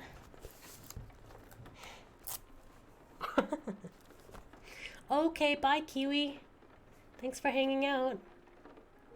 Hand to the right, you'll find the end. Yeah, I've heard that if you sort of follow the left wall of a maze, you'll eventually find your way out. So sleepy, this is cozy. I hope my yelling at the end didn't make it less cozy for you. So a deadly maze? Ah, yes. Very deadly. Left or right works? Oh, interesting. I didn't know that. This tea tea is not good. Oh. Right. Okay, that's good, maiden. Chapter 8. Hey, loser! Start over again, parentheses, and again. I was going to die. I was never going to get past the first step of the game, and I was going to die. And this was going to be the rest of my life. This hill, and the trip with Sir Deming, and fatally ticking somebody off moments after arriving at the castle, and experience a death that, while not painful, was fizzy and disorienting. I would relive that whole boring, frustrating routine for whatever was left of my life. I'll be ready to die by then, I told myself, but I knew that wasn't true. I didn't want to die now, and I wouldn't want to die in the few hours I had left, either. Boring was one thing. Feeling like a dissolving Alka-Seltzer was another thing. But the prospect of really dying was something else entirely. Well then, I told myself, do something.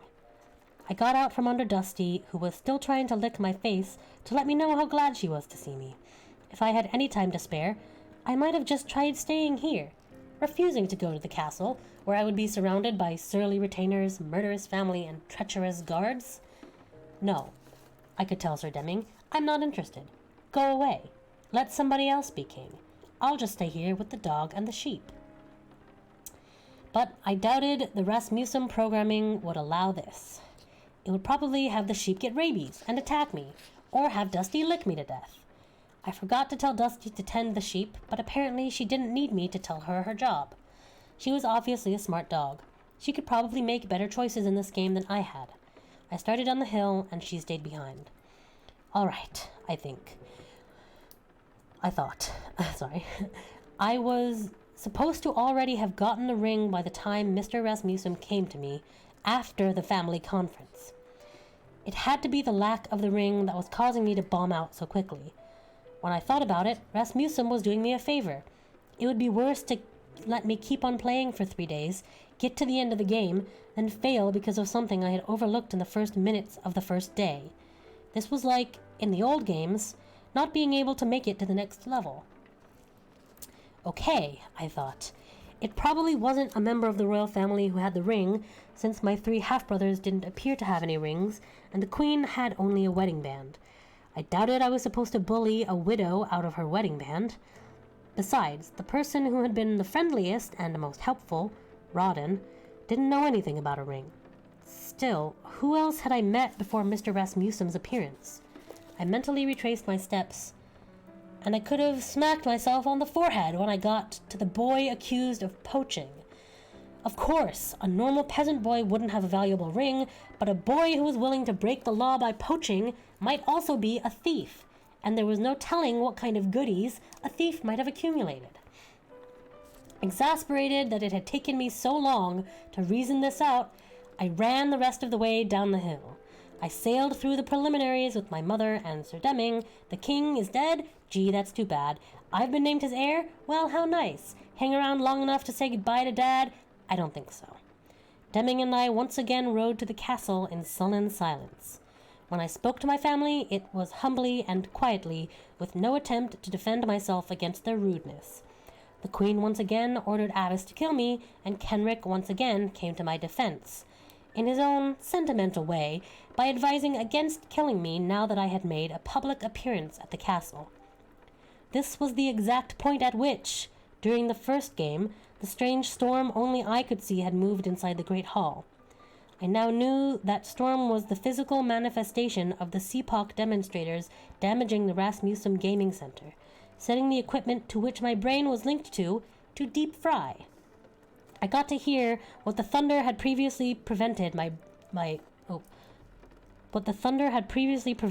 hearing. "Now," Queen Andriana said, wearing the same pained and disgusted but still trying to carry on expression that might flicker across your face if you realized you just publicly sat on a plate of jello. "Princess Janine, obviously you are neither trained nor suited to life in the political arena. Between the barbarian hordes waiting at our northern border for the first sign of weakness and the peasant uprisings in the east, now is not the time for an inexperienced sheepherder sheep herder to play at being king. For your own safety, as well as the safety of the country, it would be best if you left the rulership of this kingdom to those who understand its intricacies. My suggestion is that we send you to one of the manor houses in the country. You can bring your foster family with you if you wish. There will be servants under your command, guards to protect you, luxury to surround you. I said, and I won't need to worry my pretty little head about all that nasty politics and complicated decision-making and stuff. The Queen smiled tightly, as though looking at me gave her a headache. That's a very kind offer, I told her, but King Cynric named me his heir apparent, and I don't intend to shirk my duty. There are those who would eat you up, the Queen warned. Past the barbecue sauce, I knew that already. Thank you for your concern, I said. She swept to her feet. It's your funeral. Unfortunately, I knew she meant that literally. Her 3 sons made to follow her out of the room. Since Nigel Rasmussen had seemed to warn me away from Kenric, I switched to a different prince. Wulfgar, may I walk with you? Wulfgar bowed. Remembering that Deming had said Wulfgar had been raised abroad, I tried to believe his courtesy was foreign manners, but I suspected he was just being ironic. The Queen didn't react well to my talking to her oldest son. Wulfgar, she snapped, just as she might have to any lowly subject, I need to speak with you in the topiary maze. Wulfgar grinned, obviously relishing being the prize in a power play between the Queen and the heir apparent. In a few moments, Mother, he said. Even I could see that was the wrong answer. She linked arms with Abbess and Kenric, as though afraid I would try to steal them away too, and walked out of the great hall in a huff. So Wulfgar, I said as we trailed them, slowly so they couldn't listen in. Wulfgar didn't help. He waited for me to say something. I think we need to call together the old king's advisors, I said, proud of myself for remembering to say we, for including him, which his mother seemed inclined not to do. We should have a council, decide what direction the kingdom needs to take. All right, Wulfgar said. I was thinking your advice might be helpful. He seemed to like that thought. All right, he said again. Just as I was fearing he was no help at all, he said, that would be Sir Deming, Councillor Rawdon, and Mary's sister Ursula. Finally. Oh, I said, Sister Mary Ursula? What's she like? She's a fusty old meddler, Wulfgar said, which surprised me, since Mr. Rasmussen had said Kenric didn't work well with her. Why do you ask about her in particular? Was I ever going to learn not to give too much away? No special reason, I assured him. It's just, I've already met Deming and Rawdon. That answer seemed to satisfy him. He said, you should also meet with those in the kingdom who know magic. That sounds like a fine idea. In my eagerness to please him, to flatter him, to make sure he liked me, I suspected I was sounding like an over-enthusiastic kindergarten teacher. Who would they be? Oriel, Wulfgar said, which was a new name to me, and Xenos and Aldemar, whose names Kenric had mentioned. Anything I should know about any of them? Wulfgar paused to consider. Oriel is better looking than Xenos and Aldemar. Okay, I said. If I were a 15-year-old boy, that might impress me. By then, we had entered the courtyard, and we were once again just in time to see the armored guards dragging along the boy accused of poaching. The boy, I was convinced, had the ring I needed. Prince Wulfgar and Princess Justine, one of the guards called to me. Princess Janine, Wulfgar corrected, and he rocketed up in my estimation. Sorry, sir, the guard said, apologizing to the person who was important rather than to the one he actually slighted. What's all this? I asked, though I already knew. I had been thinking I wasn't going to be too sympathetic to the boy, remembering how he had kicked me. I needed to rescue him because I needed what I deduced he had, but he looked so young and scared I couldn't help myself. Still looking at Wulfgar, the guard said, We caught this boy poaching. He killed a deer. The usual punishment? Yes, Wulfgar said. No, I said. Wulfgar gave me an annoyed look. The boy whimpered, No, I didn't do nothing. I found him dead already. I was dressing him down so the meat wouldn't go to waste, but I didn't kill him. Wolfgar gave him an annoyed look, too. I said to the guards, let the boy go. The guard who was doing all the talking protested. Punishment for poaching is death. You didn't actually see him poaching, did you, though? I asked.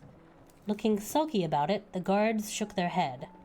Wolfgar leaned into me and hissed. You asked for my advice, so heed me now. This is not wise. Impatiently, I gestured for him to back away from me. There have been uprisings among the peasants. Now is not the time to be soft with them. He practically spat the word soft, as though to get the taste of it out of his mouth. On the contrary, I said, perhaps the problem is that you've been too harsh with them. I realized, as soon as I said it, I shouldn't have said you. I meant the old regime, but it came out sounding as though I was criticizing Wolfgar himself. Wolfgar spun on his heel and left. The guards saluted and left. Well, that hadn't gone particularly well, and I'd have to figure out some way to protect myself from the guards who would be spreading the word that I was weak and unfit to rule. In the meantime, I grabbed hold of the kid by the shoulder of his grimy tunic so he couldn't run away and spoil everything. It looks, I told him, as though you owe me a favor. Yeah? He asked, sounding not at all grateful to me for antagonizing both Wolfgar and the guards on his behalf. You looking for a payment? You need to be bribed into mercy? I could have guessed your fine talk was an act. You're worse than the rest of them. It wasn't, I protested. I'm not. Worse than let's just kill her, Queen Andriana? I only meant... Well, to be honest, I only meant if you've got a ring, hand it over. But obviously I couldn't say that. Sorry, I finished lamely. If you want to get paid, the kid said, you gotta talk to my father. I got nothing. I don't want to get paid, I insisted. Is your father near here?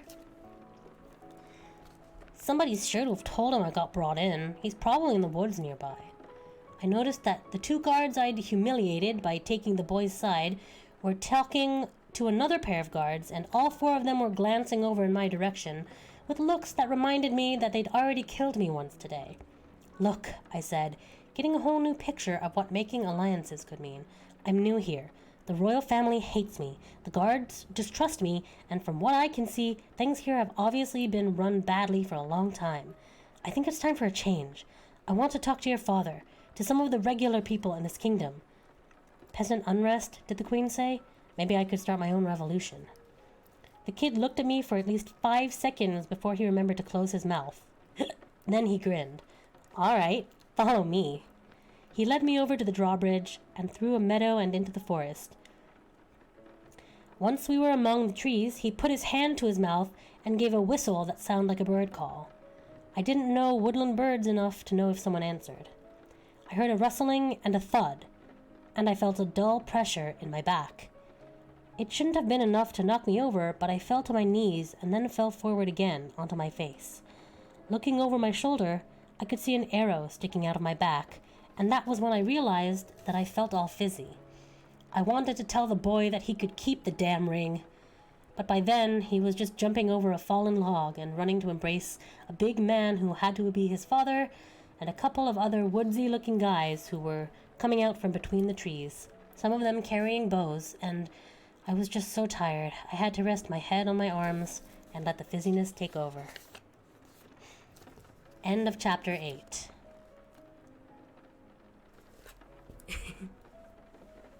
Revolution, I like that. 1 step forward, 2 steps back. Telecus, thanks for the hydrate. Welcome. It's good to see you.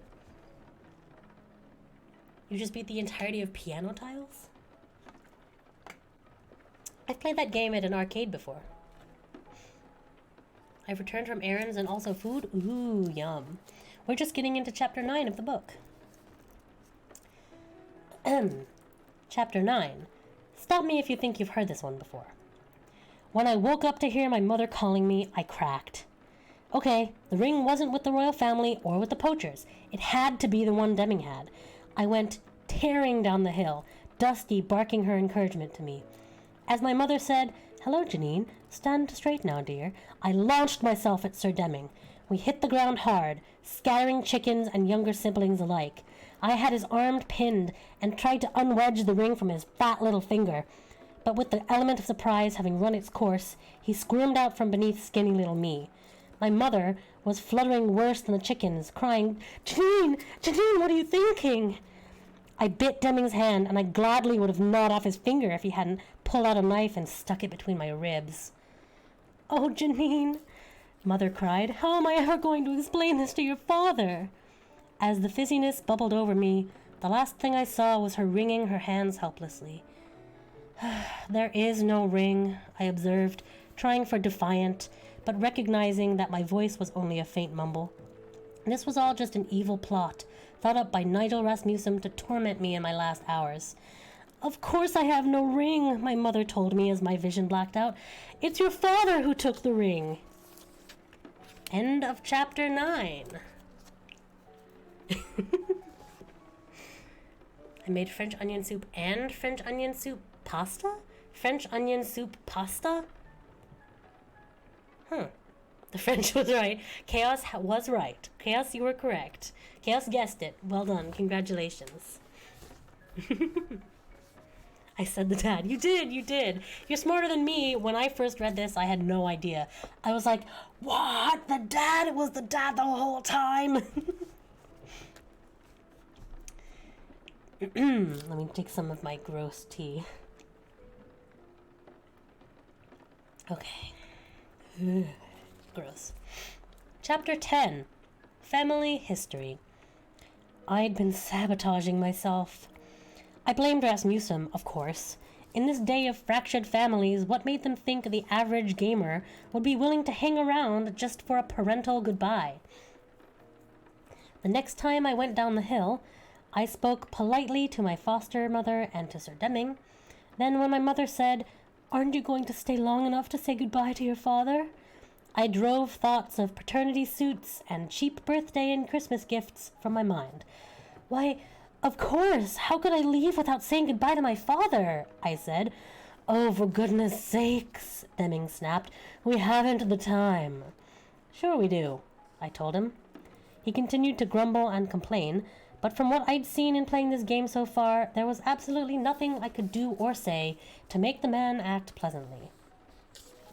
My father didn't take long to arrive. He came running over the hill that my computer subconscious identified as the direction of the bog. "Janine!" he cried, sweeping me up into a great bear hug that took me totally by surprise. He was such a big guy, I found my face pressed into his chest. Considering that he had come straight from cutting peat in the bog, this was not the best position in the world to be in. I held my breath, trusting that he would let go before I suffocated. I could hear my little foster siblings chanting for his attention. "Father! Father!" "Hush now," he said. "Run along. Your mother, your sister, and I must speak with this man." Then, still pressed against my father's chest, he spoke again, and I could both hear and feel the rumble of his voice. He asked, "She's been told, then?" "Yes," Deming sighed impatiently. My father held me out at arm's length to look me over, and I was amazed to see that his eyes Okay, hold on. Okay. I'm gonna start the paragraph over because I'm flustering my words. My father held me out at arm's length to look me over, and I was amazed to see that his eyes glistened with tears. "I was hoping we'd have more time," he said. He was going to miss me? My father was saying he was going to miss me? Though he was just a stupid computer simulation, I felt my throat tighten. "I'll come back," I promised. "Or better yet, I'll send for you." He forced a smile. "We'll come," he assured. Then he glanced in Sir Deming's direction before he said to me, "Janine." He hesitated, and Deming said, "Get on with it, man. Shake her hand, wish her luck, repeat after me. It's been nice knowing you. Goodbye." I sincerely hoped at some time during the progress of the game, I would be called upon to kill Deming. Surely one of the infinite variations Mr. Rasmussen had talked about could accommodate that. "Could we have some privacy here?" I asked. Yet again, Deming sighed. but he strode several long steps away. "Janine," my father said, when you first came to us, you were less than a week old. Just a tiny little bundle wrapped in a blanket." My mother nodded mutely, dabbing her eyes. I glanced at my father's rough and dirty hands and saw no ring. But why would a peat cutter have a ring? He continued, "The midwife who brought you said that you were the daughter of the king and of a servant woman who had died in childbirth." From off to the side, Deming complained, "She's been told all of this already." "Go farther away," I ordered him. He took a few more steps, and I wiggled my fingers at him to keep going until he was practically at our neighbor's pig pen. In a lowered voice, Father continued, "When your birth mother died, and she didn't have any relatives to send you to, your uncle Meyer, who was the king's gardener, suggested to the king that we might take you in. The king knew that at court your life would be in danger, because the queen was obviously not pleased by the idea of you competing with her own children. And the king favored you," my mother said, "because he loved your mother so, and because the queen brought up her sons to love only her, not him." That explains some things. Father was glancing at Deming, who was facing the other direction and was a good 30 yards away. Still, Father lowered his voice to a whisper. "So the midwife brought you here, but she also brought something else." "Yes?" I prompted. He nodded. "A ring." "Really?" I said. "Imagine that." "It's a magic ring," he said. Now that's interesting. I'd been assuming it was just a keepsake to prove I was the king's choice. "What kind of magic does it do?" I asked. Father said, "The midwife didn't say. She just said it was something your mother had asked with her dying breath to be given to you if you were ever summoned to court." When that seemed to be the end of his story, I said, "Which I just have been." "Which you just have been," he agreed. "So where's the ring?" "The midwife has it. I decided it would be safer with her, just in case the queen knew of its existence and tried to get it from us. I didn't even tell Solita here." "Okay, that made sense. Sort of. Where's the midwife?" "She has become a hermit," Father said, "in service at the shrine of Saint Bruce the warrior poet." I'd heard of it, but no memory stronger than a name recognition surfaced. "So I need to go to the shrine," I said. "If you want the ring," Father agreed. After what felt like a dozen false starts because I didn't have it? "Be safe," he told me. "Be good," my mother told me. I kissed them both. I kissed my brothers and sisters. This time I really felt as though I were leaving my true family behind. I was tempted to go back up the hill and kiss Dusty, but I was sure Deming would ride off without me if I tried. "Are you finally quite through?" Deming asked. Father stepped within a nose length of him and said, "She's your new king, little man.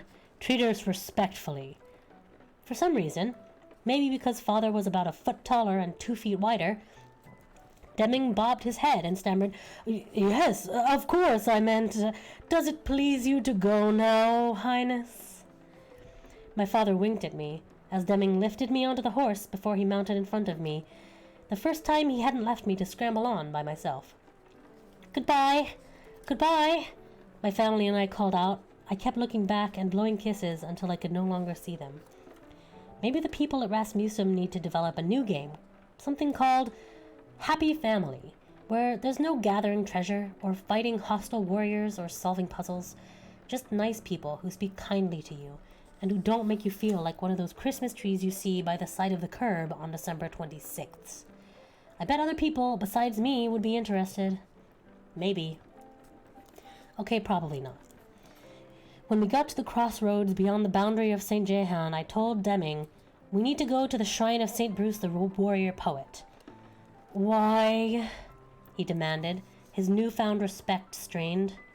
"Because I'm your new king and I command it," I told him. Deming sighed, but he turned down a different road from the one we had taken in all the previous games. I don't even like poetry, he complained. It was the first thing he said that I could relate to. The road led into the woods, where Deming chose a path that more or less followed a stream. He insisted that though not a lover of poetry, he knew the way. I wondered if we were going to meet the bow-happy relatives of the poacher boy. which got me to wondering what would happen to him, since I wasn't going straight to the castle. But if I was supposed to play a part in that, his capture by the guards must be triggered by my arrival at the castle. It wasn't a long ride before we reached what looked like an about-to-fall-down lean-to of twigs and hide that sagged against a hill. "There she is," Deming said, stopping the horse half a city block length away. "Fiordana the Knitter. I'm not getting any closer." Fiordana the Knitter? I squinted my eyes in the direction he was looking, at what I had supposed was a heap of forest debris piled up by the wind into a corner formed by the lean-to. I became aware that the pile of debris had looked up and was watching us. "Wait for me," I told Deming, dismounting. "Yes, yes," he said. He too got off the horse and led it to the stream to drink. I approached the lean-to. "Good day to you," I said. The reason the person, Fiordana, looked like a compost heap was that her clothes seemed to be made entirely of vegetation. She had a basket by her feet that was filled with dandelions, and that was what she was knitting with. I mean, she had knitting needles made of smooth sticks, but she was using dandelion stems as yarn. Dandelion stems, not being very long, every few stitches she'd reach down into the basket for a new dandelion, lop off the top with her thumb, then add a new stem to the garment she was knitting. And I knew it was a garment she was making because she seemed to be wearing last season's model over a fashionable chemise of what I was guessing to be moss or lichen, with an accent of leaves and a hint of heather. She had a 2-foot-wide mushroom cap on her head. "Hold on," she told me. "I'm counting knits and pearls." I waited while she got to the end of the row. "So," she didn't let her project down, but she looked up at me through her bushy eyebrows, which themselves almost looked knitted. "Who are you, and why are you here?" "I'm Janine," I told her. She looked at me blankly. "Janine de Saint Jehan?" Still no reaction. "You were midwife at my birth, in the king's castle, where my mother died. You brought me to my foster parents, Selita and Dexter the peat cutter?" She was the right woman, wasn't she? "You don't look like the Janine I remember," she said. Well, I was starting to get worried. "It has been 14 years. She said non-committally. My foster parents, said that they left a ring with you that my mother wanted me to have." "We'll see," Fiordana said.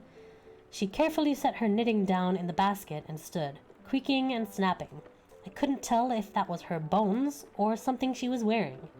She was even shorter than me, probably only 4 feet tall. "Well, come in, then." She motioned me to follow her into the lean-to, which hardly looked big enough for two, but it turned out to be only an entryway, protecting a huge crack in the side of the hill. There were burning torches set into nooks and crannies in the cave surface, so I had no trouble seeing. The cave must have been formed by an offshoot of the stream we'd been following, because it was damp, which made me sneeze. The cave was roundish and about as big as, say, your average one-stall-and-a-sink public bathroom, which it also kind of smelled like. At the far end of the wall was a life-size statue of a man who most likely was St. Bruce, the warrior poet. What was kind of neat was that even though his face was carved wood, his armor was real.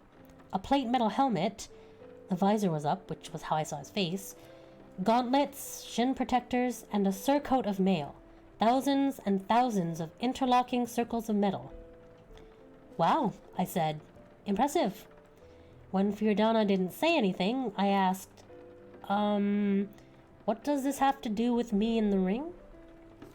She waggled her finger at the statue, and my heart sank. "I hid the ring in the coat of mail," she smiled apologetically, showing little brown teeth, and I winced. Not for the teeth, but because I saw what was coming. I wish I could remember where. I ran my fingers over the metal, but nothing came loose. Any hints? I asked. Arms? Shoulders? Back? She just shook her head. But the rightful owner, and according to you, that's you, can call it forth. How? I asked. Why, by reciting poetry, of course. Of course. I asked, you mean like... I paused to remember. Listen, my children, and you shall hear of the midnight ride of Paul Revere? Cute, she said, though a bit short. No, that wasn't the whole thing. I started panicking because I didn't know the whole thing. I just said all I remembered. Did I know the poem? Did I know any poem in its entirety? Didn't matter, because she then said, but it has to be a poem of your making. Oh, I said. How hard could that be? Of course, Fiordana said. If St. Bruce doesn't like your poem, he chops off your head. End of chapter 10.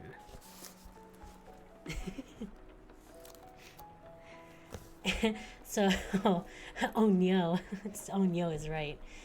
One of my favorite things about this writer, Vivian van de Velde, is the way that she opens and ends chapters. The way it's called, in writing, it's called a button, where like you open with something intriguing to keep the reader interested, and you end with something even more intriguing, so they're like, oh god, now I have to read the next chapter. All good writers do it, but I've always loved the way that Vivian van de Velde does it.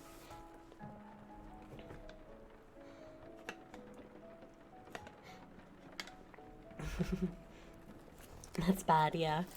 Alright, let me just drink some of my gross tea. 5 more chapters of deadly poetry critique.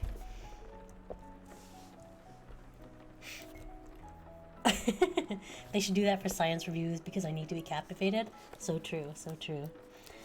Alright. Chapter 11. A poem can be a home for those who roam. Or like whatever. If St. Bruce didn't like my poetry, he got to chop off my head?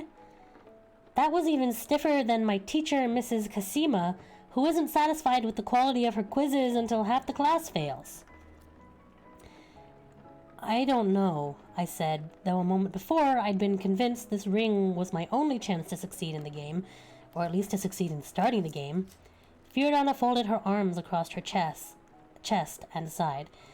That's all right, don't worry about me, she said in a tone that was just the slightest bit insincere. Take your time, think it over. As though I couldn't hear, she muttered, presumably to St. Bruce, like she's got a choice in the matter. She smiled brightly at me, then a moment later heaved another heavy sigh. What exactly does this ring do? I asked. I'm not going to answer any questions at this point. Not until I know it's really you. Well, it wasn't like getting killed would be a new experience for me. All right, I said. Any rules I should know about? No, Fiordana said. Just so long as it's your own poem. She considered before adding, and St. Bruce was very well read and was known for his incredible memory. Which sounded like she was saying I looked like a cheater. I was offended, but suspected it wasn't worth my while defending myself to her. And he chops people's heads off. I asked for clarification. If he suspects the poem is somebody else's? Or if the poem stinks, Fiordana finished for me. You wouldn't believe the number of people who come in here with stinky poems. What a mess! Speaking of which, I should probably get the mop and bucket out now. Well, never mind. Let's see. She gave me that bright smile again. Did I forget to mention there's a time limit? You most certainly did. Could things get any worse? Silly question. Things can always get worse. You mean there's a limit to how long the poem can be? I mean, There's a limit to how long you can wait between entering the shrine and starting and ending the poem.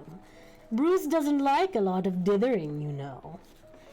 Before I had time to throttle her, she added, I'd say your time's probably about half gone, which didn't give me enough time to throttle her and think of a poem.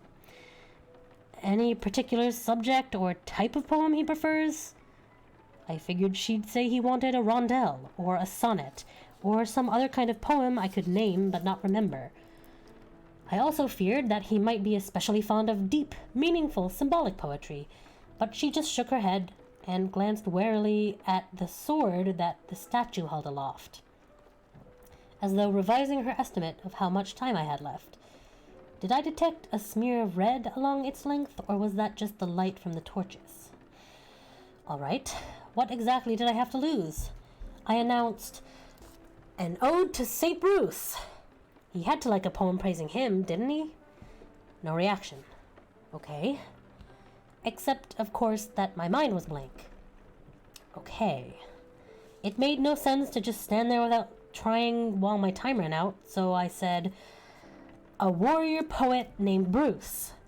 My mind ran through a series of words rhyming with Bruce, none of which seemed particularly apt. Wrote odes to his horse and his goose. I fully expected the sword to come down then, but it didn't. It cleared my throat. Okay, that took care of the poet part. What about warrior? He won honor and prizes. Prizes? What was I thinking of? Prizes? Against foes of all sizes. Knowing it sounded like the pathetic begging it was, I finished, and protected young poets from abuse? Fiordana winced and ducked. I closed my eyes and braced myself for the blow from the sword. No pain, no fizziness, no maternal call of Janine, Janine, come back to the house. Maybe I was still alive. I peeked to check. The statue just stood there, like a good statue should. Stood, good, should. Now the rhyming was coming to me. Fiordana lowered her arms from protecting her head and gave a snort of disbelief. He must be in a good mood, she proclaimed. Lucky you, he's accepted your poem. I couldn't fault Fiordana for being surprised. I was surprised. Now what? I asked. Now you ask for what you want, Fiordana said, and if it's within St. Bruce's power, he'll grant it. I closed the mouth I had opened to ask for the ring. If it's within his power, I repeated. She nodded. If it's within his power. What does that mean? I asked. It means if he can do it. Fiordana rolled her eyes, despite her polite smile. Oh, well, thank you very much for clarifying that particularly challenging question. Though I had come to get the ring, suddenly I wondered if the ring was my best option. What sort of wishes does he grant? I asked. And what sort doesn't he grant? Well, she said, I've never known him to turn down a request for facility at rhyming or meter, which I do have to point out are areas in which you seem to be particularly weak. Ah, I said, suspecting that she wouldn't recognize sarcasm. Very useful to peasant girls who need to take on the royal court. She said, as though maybe she did know sarcasm when she heard it. Of course, St. Bruce does tend to get cranky with greedy people who are granted one wish and then ask for more. Cranky, I said, as in... I glanced at the upraised sword. Fiordana agreed. So, what do you suggest? I asked. She sighed audibly. You came here looking for something in particular. Is your attention span so short you've forgotten? I came looking for my mother's ring, I said. Fiordana leaned close to me, as though she was about to whisper something to me. But instead she shouted, Well, ask for it then! I wish for my mother's ring, I said. There was a slight ping as something metallic fell. I couldn't see from where on the statue, and hit the floor of the cave. I caught the glint of metal as the ring rolled to bounce off my big toe. Oi! Was that so difficult? I picked up the ring. It was a pewter band with a design I recognized from medieval paraphernalia catalogues as Celtic knot. Thank you, I said to St. Bruce. All right, he was a statue, but what could politeness hurt? I asked Fiordana, now do you believe I'm Janine de St. Jehan? Fiordana sighed. Fiordana was great at sighing. I suppose. Then can you tell me something about this ring? If you give it to someone, Fiordana said, that person will do your bidding. You mean like... I shrugged. Like what? I mean, like, your father put the ring on your mother's finger, and even though she knew better, she was compelled to love him. Ew, I said. You mean she didn't want to, and had to because of the ring? The king, who had never been high in my estimation, took an express elevator into the sub-basement. She shouldn't have accepted the ring, I proclaimed. Fiordana looked close to smacking her palm against my forehead, but she refrained. You don't listen too well, she said. You really should learn to listen. Compelled. Did you not hear me say compelled, or don't you know what the word means? You said, I reminded her, that once my father put the ring on my mother's finger, she was compelled to love him. And yes, I know what compelled means. It means she had to, whether she wanted to or not. You never said she was compelled to accept the ring. She put her hands on her hips and stood on her toes to stick her face up into mine. Well, I should think that would be obvious. I raised my voice to match hers. Well, okay then. But getting her mad wasn't going to help. Making an effort to sound pleasant, I said, okay, thank you. Don't you take that tone with me, Fiordana snapped, which made me wonder if her character might not be based on my grandmother, who can discern a tone at 50 paces. Sorry, I said meekly, but no, really, thank you. That's valuable information. You're saying that when I give the ring to someone, that person has to accept it, and then he or she has to do whatever I command. Fiordana nodded.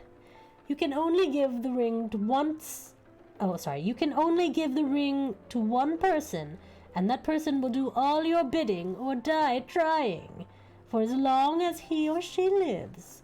Never able to remove the ring, no matter what you bid, even if it's to jump off a castle battlement. Which, not that you asked, but I'll give you my opinion anyway, would be a wasteful thing for you to ask for, because even if your person dies within moments of getting the ring, you can't take it back. Well, you can, but it won't work for you again. Seeing what looked like a flaw in her reasoning, I asked, what if I bid the person to take the ring off? What are you, a fledgling lawyer? Fiordana asked. Can't be done. Just wondering. She shook her head. I really hate lawyers, she said. Who would have ever guessed that my little Janine would grow up to be a lawyer? She waved me away. Go on, go on. I have a sweater to finish knitting before the nights get chilly. Don't you have a kingdom to inherit or something? End of chapter 11. I forgot how much Fiordana talks. That was not the right accent to choose. Oh, Uriel, hello. Welcome. You love the background. I'm so glad. This is the cozy Storytime background. How's my voice keeping up? It's okay, actually. It's not as hoarse as I was expecting, which I think is all thanks to the tea that I'm drinking. I will probably, after the next chapter, get up to make more tea and take, a short break for me and for you guys. Because we've been going now for, over an hour, so... Oh, no worries, Oriel. I hope your waterbending was fun. You're doing so good. Thank you, Clean. I appreciate it. Is it more or less cringy than the cute Japanese things I try to say?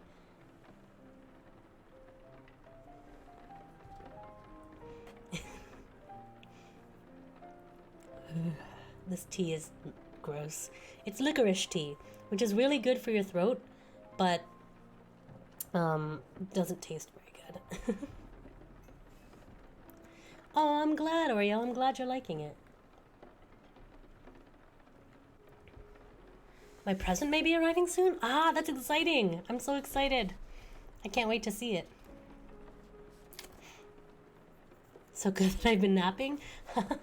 It's always good to nap to a story. Right, let's get back into it, shall we? And after this chapter, I'll be taking a short break. Chapter 12. 1. So, tying the rings to the laces of my bodice, I said goodbye to Fiordana the knitter and the statue of St. Bruce the warrior poet, and I woke up Sir Deming, who had fallen asleep on the stream bank, though he claimed he was just thinking with his eyes closed. "Are you quite ready yet?" he asked as he helped me mount the horse. "Maybe we can go visit the seashore next. Or perhaps you'd like to tour the great cathedrals of the Midland province. I mean, it isn't as though there's any sort of rush or anything, with the old king dead and the new king not crowned." What had he done? Awakened on the wrong side of the stream? The new king, I said, doesn't appreciate sarcasm.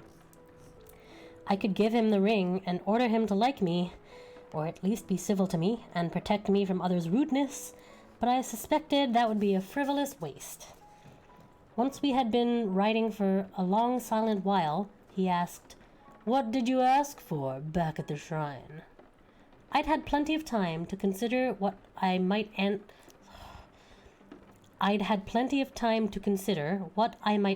should he ask that question.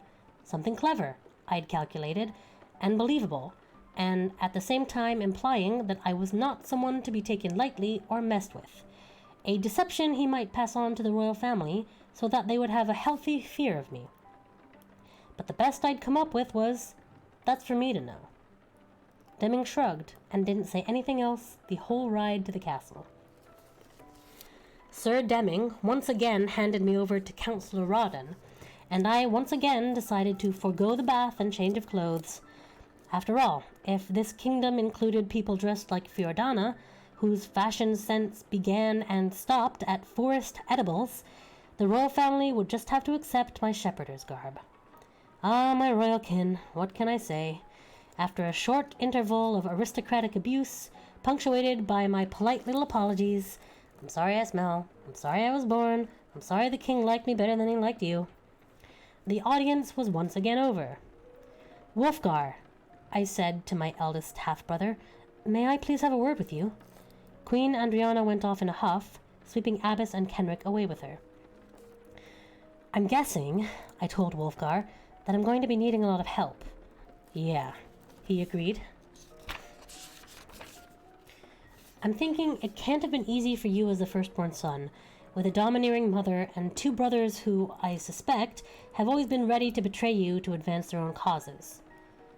Wolfgar didn't have anything to say, but I could tell I was right by his expression.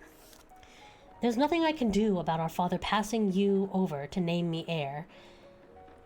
It'd be a lot easier to just give him the ring and force him to help me than it would be to convince him, but I had to try it this way first in case I needed the ring during the rest of the game." I said, "Fathers can be a disappointment." "Disappointment," Wolfgar snorted. "You don't have to be abandoned, I told him, and at that he looked thoughtful, and then nodded.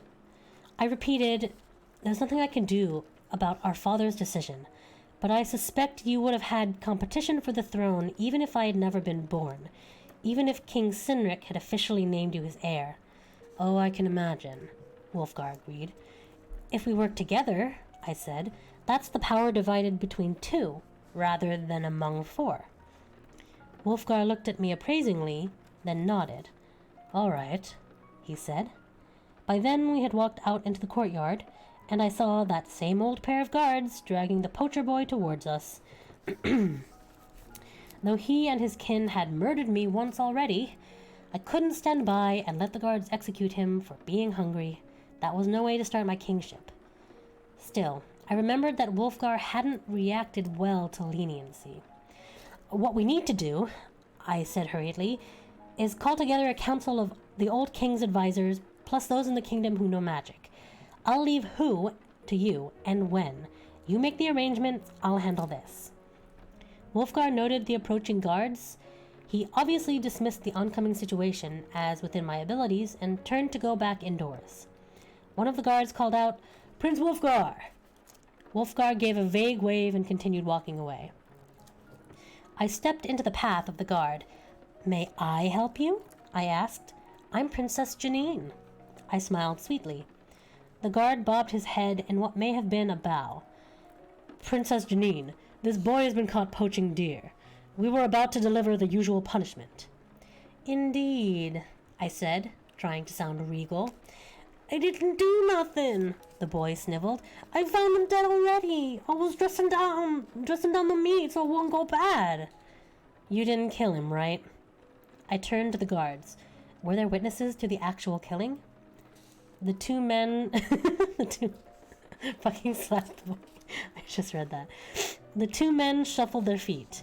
"No," they admitted, and I was sure I saw disappointment in their faces. "Then let the boy go," I said. "Prince Wolfgar and I discussed this." Well, only if you counted my saying "I'll handle this" as discussion, but I remembered how the guards had killed me once before because they perceived me as weak.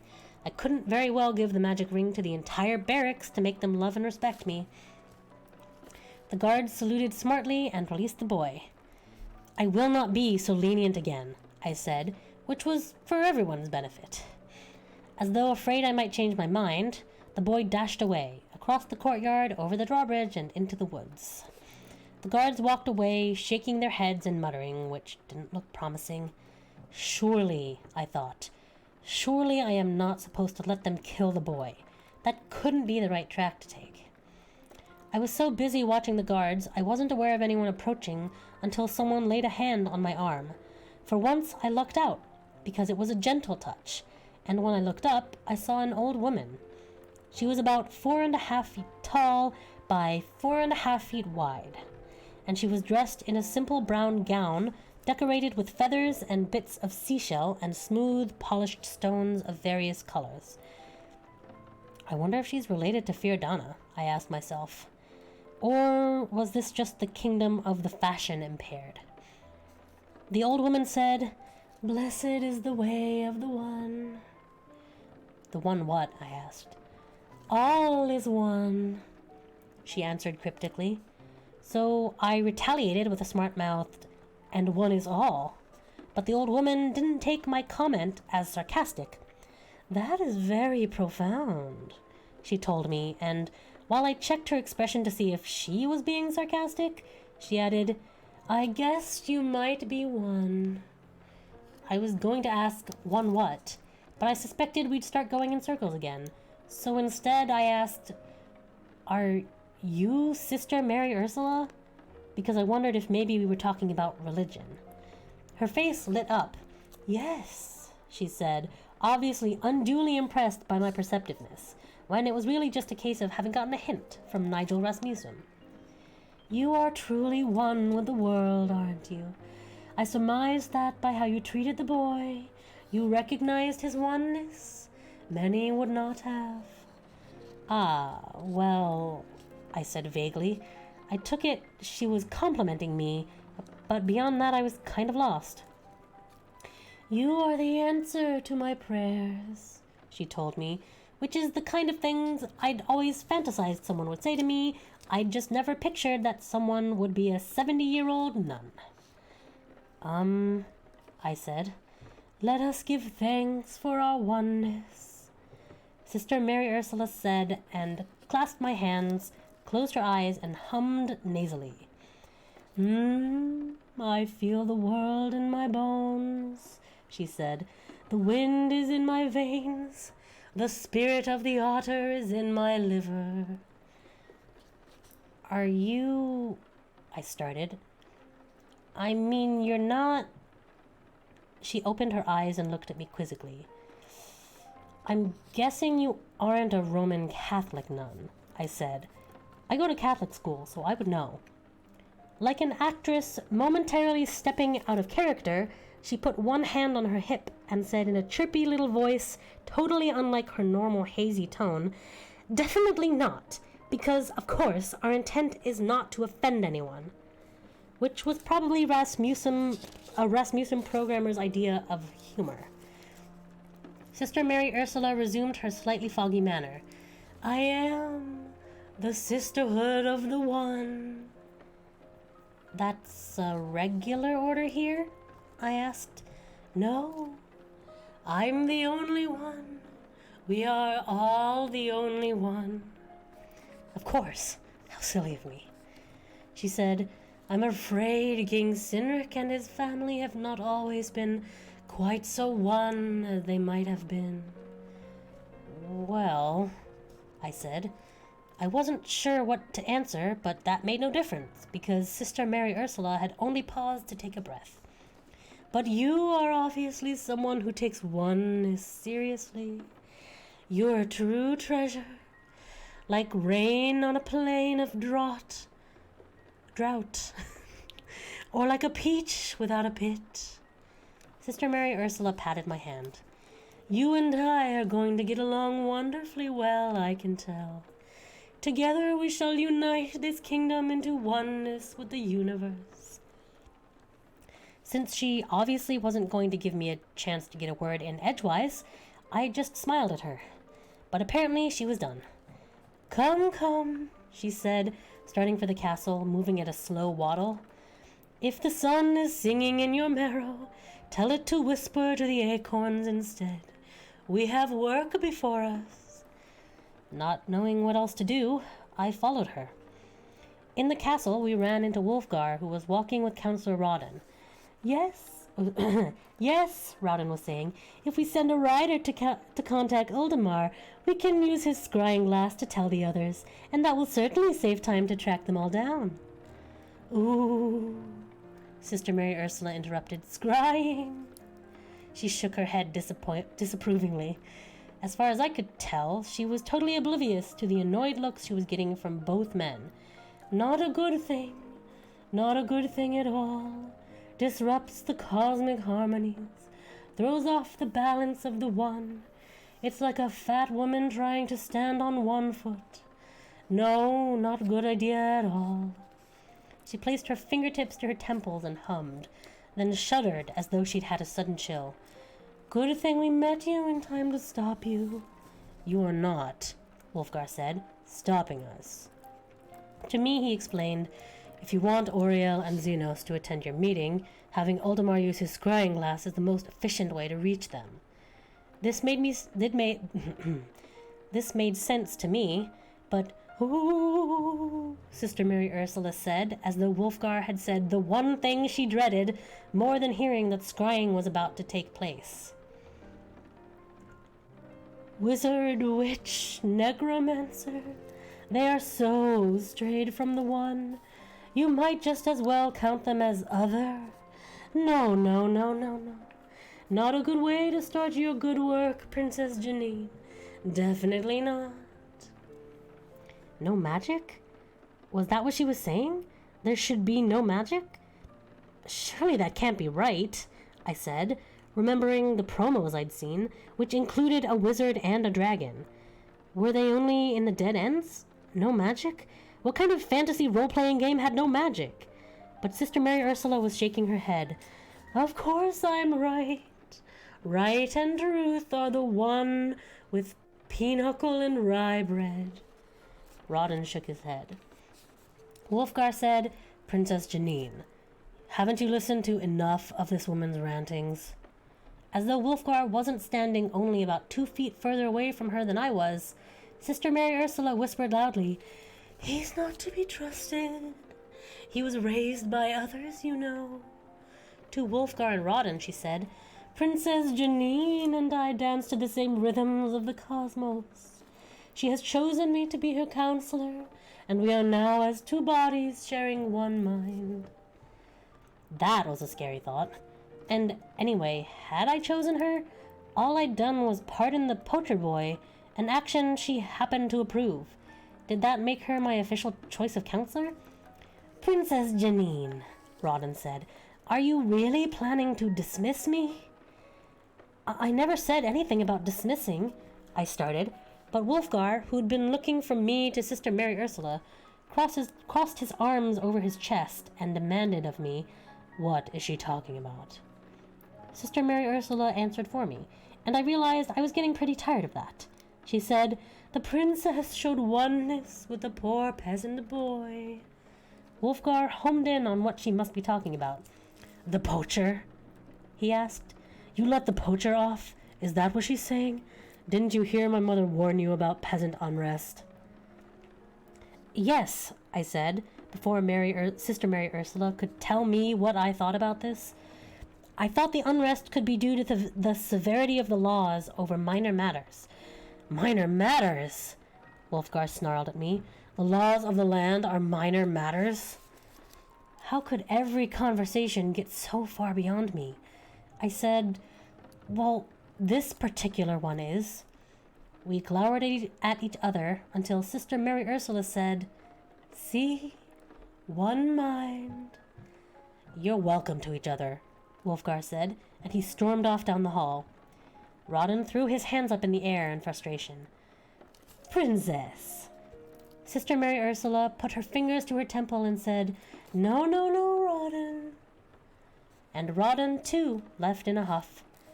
"Can't I have 2 counselors?" I called after him. He didn't answer, and Sister Mary Ursula told me, "One sun, one underlying song to the universe, one best way to prepare eggplant, one counselor. We must sit down and discuss all that needs to be changed. I am a much better person than Rodden." "Counselor Rodden!" I raised my voice, and I was pretty sure he could hear me. I haven't said no about the magic users coming. I sighed and finished lamely. "Need to talk to my counselor about it first." And of course, he didn't answer that either. End of chapter 12. So you guys have met my least favorite character. But I think that's the point. I think she was written to be like that. I think she might kill you. Who knows? I don't trust her. We don't trust like that here. Alright.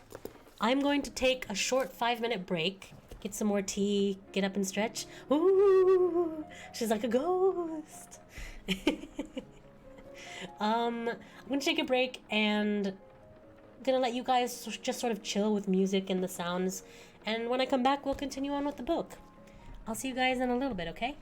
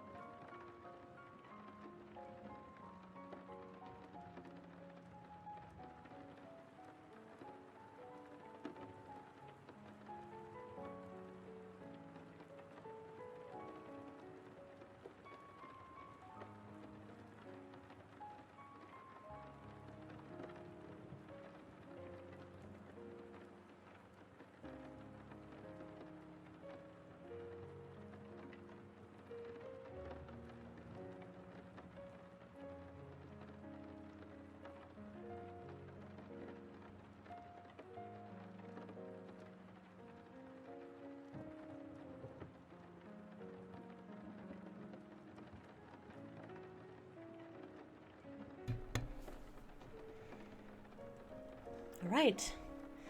I am back. Ooh. I didn't prepare a be right back screen. Hey everybody. I returned. I didn't get any... I was gonna get licorice tea, but then I was like, if I drink too much licorice tea, it's gonna give me serious stomach issues. Hi. How are you guys liking the book so far? I would say we're about a third of the way through it.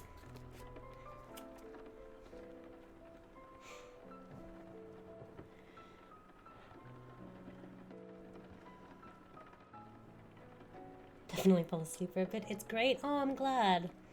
I'm glad. It really is one of my favorite books. But will we finish in one sitting? I would like to try and finish in one sitting.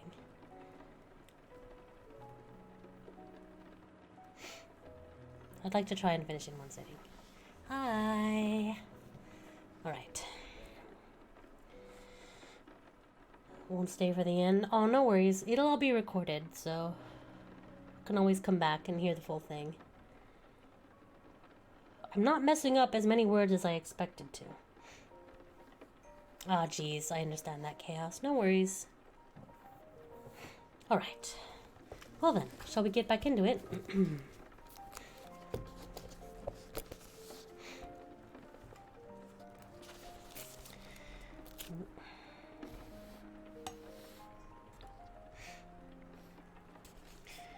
Chapter 13. Disarming the Troops. Now, Sister Mary Ursula said, the first thing you must do is cleanse yourself. How kind of her to notice. Yeah, I said, checking out the skirt of my dress. I am pretty disgusting. She sighed, loudly. Physical appearance is not what's important. Yeah, right.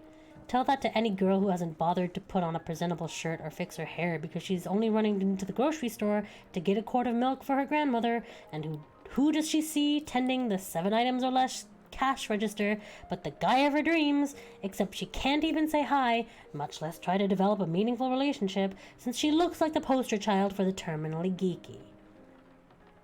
But Sister Mary Ursula came from a different world from me. I suspected Sister Mary Ursula came from a different world from the other people in this world. But I didn't say that. She told me, you need to cleanse your soul, make it one with the world. How do I do that? I asked. Solitude, fasting, meditation, skinny dipping in the moonlight. I think I'll wait until my second week as king for that, I said, willing to risk that I was skipping something I was supposed to do. Sister Mary Ursula didn't argue. All ways lead to the one, she said, though some ways get you there faster. Speaking of getting places, I said, what I want are people to deliver messages for me. Who would I talk to about that? You could talk to me, Sister Mary Ursula said, but in all honesty, I don't know much about it. Probably the one you need to speak to is Penrod, Captain of the Guards. Fine, I said. Thank you, I'll see you later. Don't you want to discuss the meaning of life? Sister Mary Ursula took a few steps after me, but she stopped following when I said, in a little bit. She was obviously a dead end. I had chosen the wrong counselor. That's all there was to it. There was no way the game was supposed to be played with me spending my first afternoon here, cleansing my soul, and listening to Sister Mary Ursula philosophize about life. Or at least, I didn't think so. I was sure the ceiling would come crashing down on me any moment. Or maybe there would be an earthquake, or a tidal wave, something to kill me off and set me down at the beginning again. But in the meanwhile, there was no reason I couldn't try to find out information that would be useful for my next try.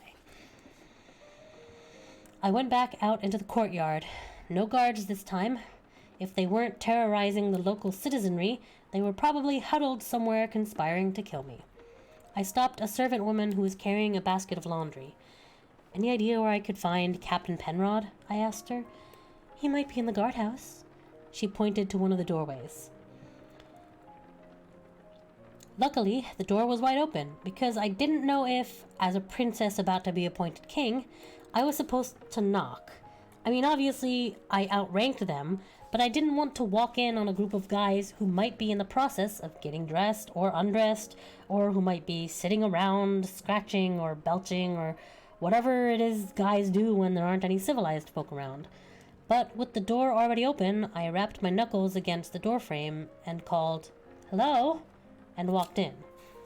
There were about half a dozen guards who were neither walking around naked nor conspiring against me, at least not obviously so. Apparently, this wasn't where they slept, but just where they hung around. A pair of them were seated at a table, playing a game my subconscious identified as knucklebones. Most of the others were clustered around them, and I gathered from the snatch of conversation I caught before they saw me and stopped, that they were betting on the outcome of the game. One man was napping on a cot in the corner, and another was making some sort of adjustment to his sword belt. All of the men, except the napper, jumped to attention when they saw me. Not guiltily, I thought, just wary. "Captain Penrod?" I said. "Yes." The man who answered me was the one who had been fiddling with his belt.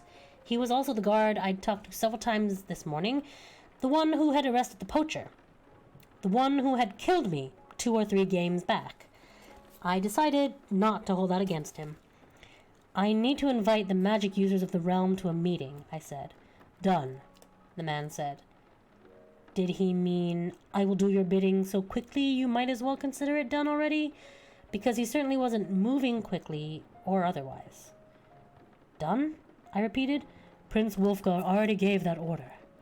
"Oh," I said, because, excuse me, but the way Prince Wolfgar and I had left things, Sister Mary Ursula was my advisor, and she had advised me to steer clear of magic, and he had no reason to believe I wouldn't take her recommendation.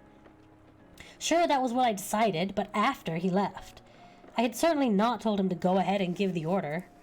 Some of this, not the details, but the surprise and annoyance, must have shown on my face. Captain Penrod gave an unpleasant smile and said, "You and Prince Wolfgar need to consult more to get your story straight." I took that as an indication the captain had found out I'd misled him regarding the poacher. I didn't like the way the other men had moved in closer, even the guy who earlier had been lying down. I braced myself, but so far their weapons were still sheathed. "You're right," I told Penrod. Told all of them. "As I'm starting my rule, I'm sure to make many mistakes. But I want you to know, you and your men are very important to me. I realize you perform some of the hardest, most dangerous, most thankless jobs in the realm." I had no idea what their duties were, but doesn't everybody feel that describes their jobs? I figured it couldn't hurt to be sympathetic. They did seem to, well, not mellow, but maybe loosen at my words. "I want all of you to feel free to come to me with any of your concerns, and I want you to go ahead and give me advice if you think anything in the way this kingdom is being run is wrong." Well, that was a mistake. They started complaining to me about everything, from my being too soft on the peasants, to the fact that they weren't paid enough and weren't paid regularly, and the food was pretty lousy in general, and they didn't like the way the queen had a tendency to hit on the younger men. "Wow," I said the instant there was a pause. "I'm going to look into all of those things. First," I was going to apologize for undermining their authority with the poacher boy, but on second thought, they might take that as permission to enact harsher measurements on the nearest peasant. Besides, I didn't think a king should start her reign by apologizing. "First," I said, "the money owed to you." That certainly seemed to be the right choice for getting their attention. They all spoke at once, their words tumbling over one another, but I gathered that they'd been shorted their salaries several times over the past months. "Who's in charge of paying you?" I asked. "Councillor Rawdon," they all said, 7 voices speaking at one. Rawdon, of course, had walked off in a huff. Had he simply left my presence, or had he left the castle? "I'll get to the bottom of this," I promised. "Who can take me to Councillor Rawdon's room, or—" I still didn't have a clear idea of what I was supposed to be doing in this game. "Or, well, to all the places I need to go." They all looked ready to volunteer, which was a distinct improvement to their earlier mood, but it was Penrod who said, "I will accompany you, Highness." "Good, thank you." I nodded to the other men. At ease, I said, which was about all the military speak I knew. Penrod and I walked out into the courtyard. Any idea how soon before the magic users will be here? I asked. Oldemar is the only one with a regular house in town, and that's about half a day's ride from here. The messenger Prince Wulfgar sent should be there by late afternoon. Oldemar has wizardly ways to contact the others. Depending on where they are and if they can come immediately, I should think they should be here sometime between noon tomorrow and... He trailed off, indicating no upper limit for how long it could take. Ouch. Okay, so I guessed I wasn't supposed to wait on them. Then my new top priority was getting the guards happy with me so they wouldn't kill me again. What? I started, but then I heard a sound, that stomach-churning whoosh of an arrow that I recognized from my death a couple times back, when the woodsmen had fired their arrows at me. What did I do now? I thought. I considered things that had been going, well, maybe not well, but sort of okay, hadn't they? Had the guardsmen been only pretending to accept my proposals? Except that I hadn't felt an arrow slam into me, and I didn't feel any fizziness. I looked back to the doorway of the guards' room, but there was no bowman there. Could I have imagined that sound? I turned to Captain Penrod, and he wasn't where I had left him. He was, in fact, on the ground, at my feet, an arrow through his heart. There was a supply wagon parked in front of a servant's entrance, and a man jumped out from behind it. He was a huge, hairy guy, and it was hard to tell where his hairiness ended and his tunic, which my subconscious identified as elk hide, began. On his head was one of those horned helmets worn by cartoon Vikings and fat ladies in German operas. Before I could get out much more than a squeak, he clapped a massive hand over my mouth. I kicked, squirmed, and tried to bite, but didn't get much reaction. Still, my pathetic scream must have gotten someone's attention, because one of the guards came to the guardroom door. A second man, who could have been my attacker's twin, edged out from behind the wagon and let loose an arrow that struck the guard in the throat. I was still trying to jab my attacker where it hurts, which apparently is a lot easier in the movies than in real life, as he dragged me backwards towards the wagon. There were 2 bowmen behind the wagon who covered our retreat, as well as others, I now saw, on top of the wall that separated the courtyard from the surrounding woods. At just about the same time, I became aware that the placement of the wagon had hidden a rope ladder the attackers had used to get into the castle compound. I also became aware that it wasn't my attacker's hand that smelled so bad, but the cloth that he held in his hand over my nose and mouth. Whatever he'd soaked the cloth in made my knees wobble and give out. He flung me over his shoulder as he grabbed hold of the rope. The ground spun and I lost consciousness. End of chapter 13. Oh my. Things seem to have taken a turn. Ethan! Hi, Ethan! I always tune in when Neva insults me. Oh no. And hi, Kiwi. And, that's it. Other than those are the newcomers. Somebody is against fair wages.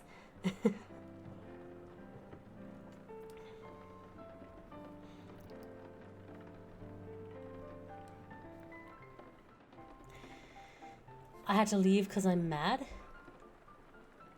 I'm sorry you're mad. Oh no.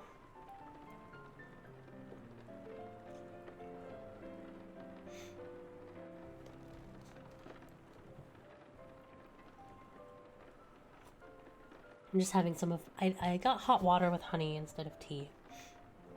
Do I need to beat someone up? That's so messed up. Everyone knows that if you're the one who cooks, you shouldn't have to be the one who also cleans.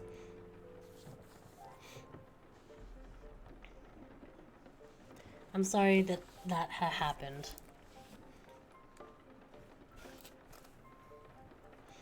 Would it make you feel better if I continued the story?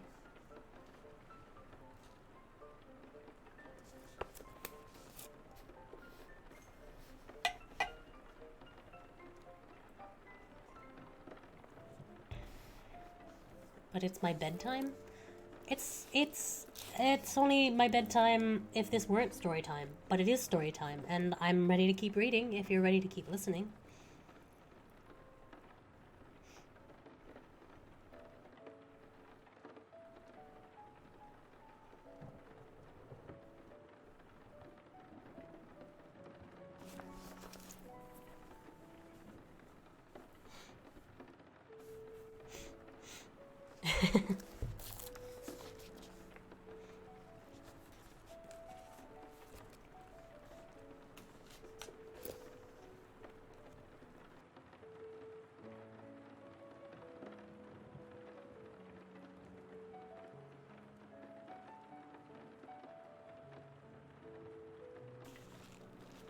Well, I'm gonna go ahead and keep going then. Okay, well, get some good rest, Kiwi. I'm still gonna... I'm gonna go ahead and keep reading, but I hope you get some good sleep.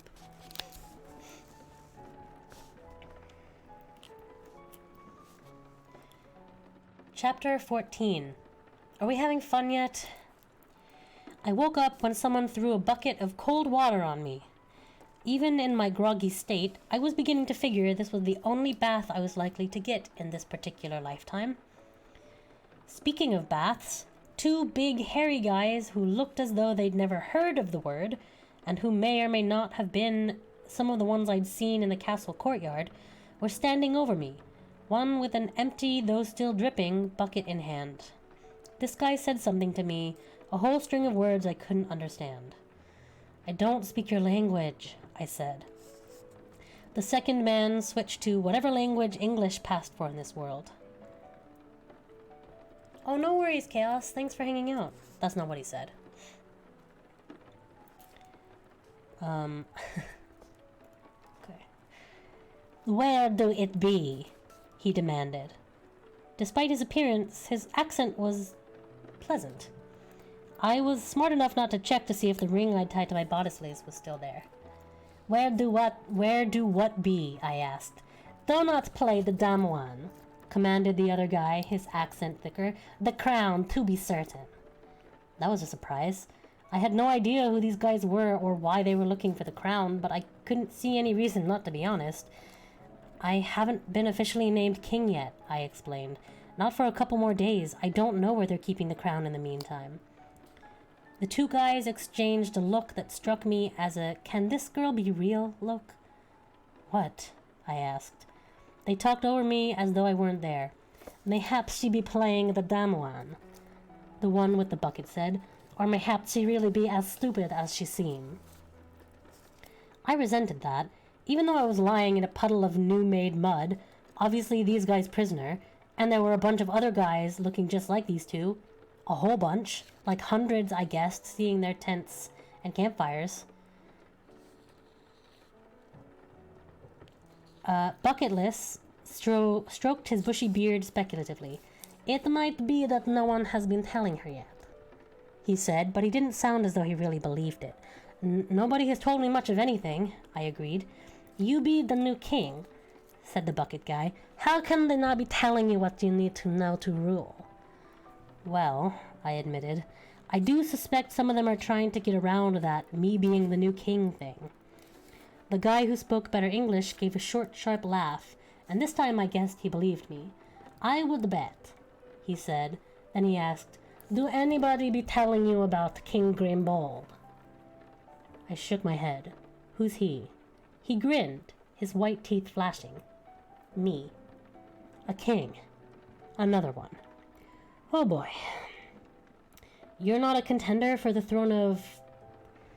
Implanted memory floated to my mind's surface, and my kingdom gained a name. "Shelby, are you?" Grimbold snorted. "I be having my own kingdom, thank you. When Shelban kings be not sabotaging us." He could see I wasn't following this. "In the north," he added, which wouldn't have meant anything to me except for what Queen Andriana had said about us being threatened by a barbarian army in the north. I didn't ask if he was a barbarian, which sounded a bit rude to me. Maybe it would, and maybe it wouldn't, to a barbarian. But I decided not to chance it. I asked, "King Sinric took your crown. Is that what you're saying? He took away the actual crown? He bestowed it from Grimbold's father, King Tobrekan. I don't know anything about that, I said. I was raised away from court. Grimbold gave that bark-like laugh of his, like Wulfgar. This was not news to me, but for the first time I wondered if Wulfgar and I had more in common than I had expected. That he had been educated away from home was the first thing Deming had said about him, but had it been to protect him from court intrigue? Had Cynric seen that Queen Andriana had enough ambitions for herself that she posed a danger to their son when he was too young to defend himself? I saw there were a lot more questions I should have asked at court. The barbarian with the bucket said, "But now that King Tobrekan is being dead, and Grimbold is being our new king, and now that Cynric is being dead, it is being time to reclaim the crown that has been fashioned by Xenos for Brek the Slayer, our first chieftain." Xenos, I said, recognizing the name. There's a magician today by that same name. Again, the men exchanged a long-suffering look. They couldn't be talking about the same man, could they? How long ago had this Brek ruled? And how old would that make Xenos? But then again, we were talking about a magician. "She do be as stupid as she looks," the guy with the bucket said. "I be liking her," Grimbold argued. "She does not know nothing, but I'm not going to hold that against her." "So what do that be meaning?" the other man asked. "We shall be letting her live," Grimbold said. That was a relief. Then he said, "We shall be demanding the crown in ransom for her." The other gave a dismissive snort. What make you be thinking they paying a ransom for her, useless thing that she be?" I couldn't help but mentally agree. They were going to ask my family to trade something, presumably of value, for me. This opened up a whole new batch of possibilities for public humiliation. Grimbold stroked his beard pensively, as though his companion had presented a new thought.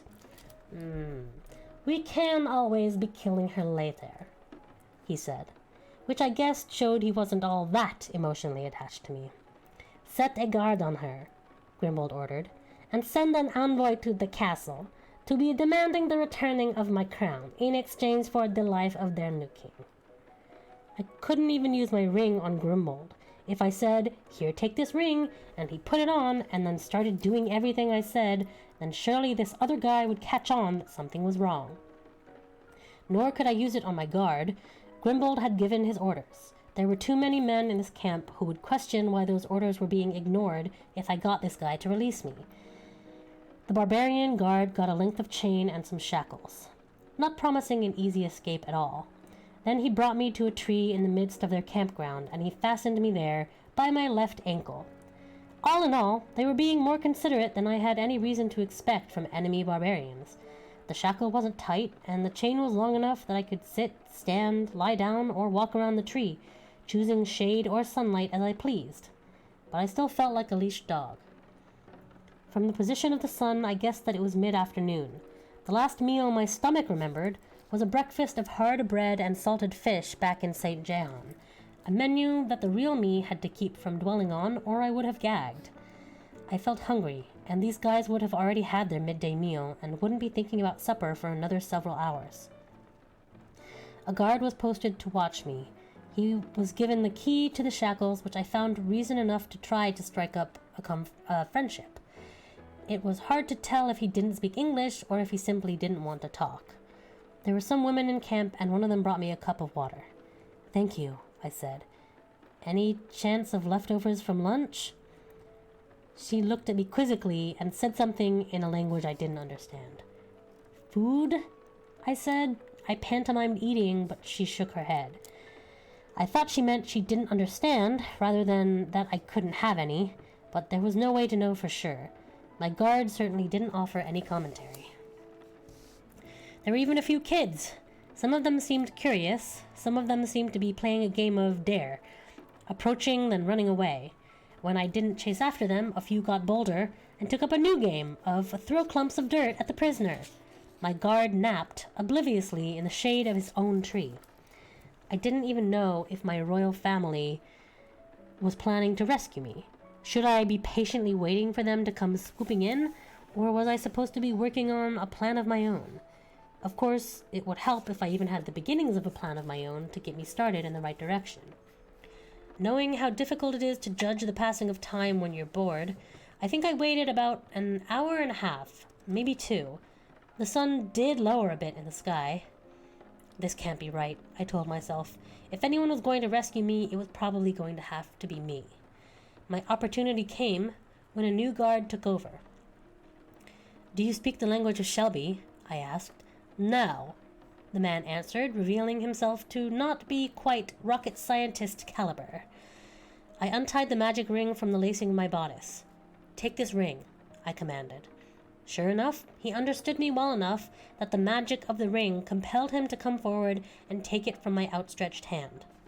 He slipped it onto one of his own fingers, and I figured that had to be another of the ring's magical properties, that it would fit anyone. Either that or my mother had very fat fingers. Ooh, hold on. Ooh.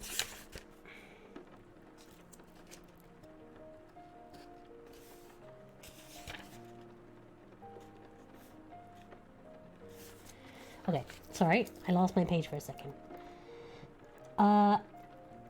I want you to like me, I told the guard. I want you to like me as your best buddy. I want you to only want good things for me. I want you to want me safe and happy. Safe, he repeated, nodding his head, and happy. I want you to release me, I said, and get me out of this camp. He came forward and tried to tear the chain in half with his bare hands. It looked as though I would have to do the thinking for both of us. I said, "Take the time to release me without attracting attention." The guard paused to consider, then took out the key he'd been given when he relieved the other guy and unlocked my shackles. I stood. "Put your hand on my shoulder. Act as if Grimbold has ordered you to bring me to him, except lead me out of the camp instead. If anyone asks, tell them you're acting under Grimbold's orders.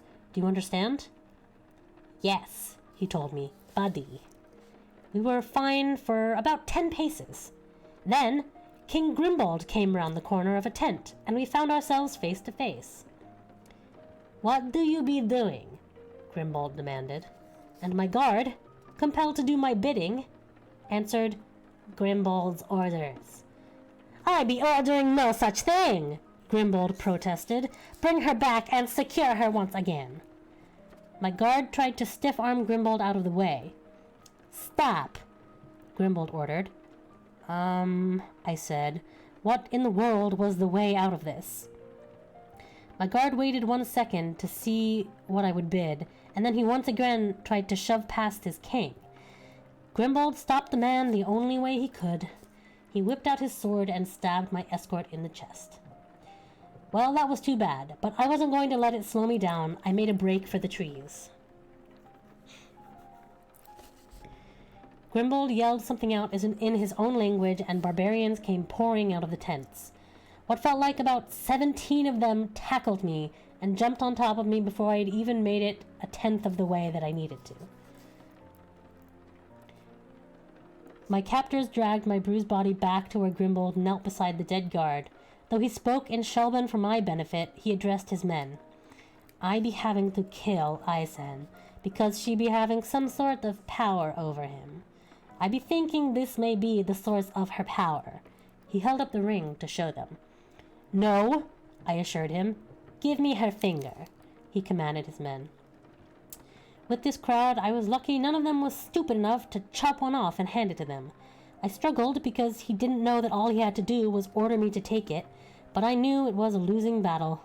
The ring slipped snugly over my finger. "Now tell me true," he said. "Do you have to be doing what I say to you?"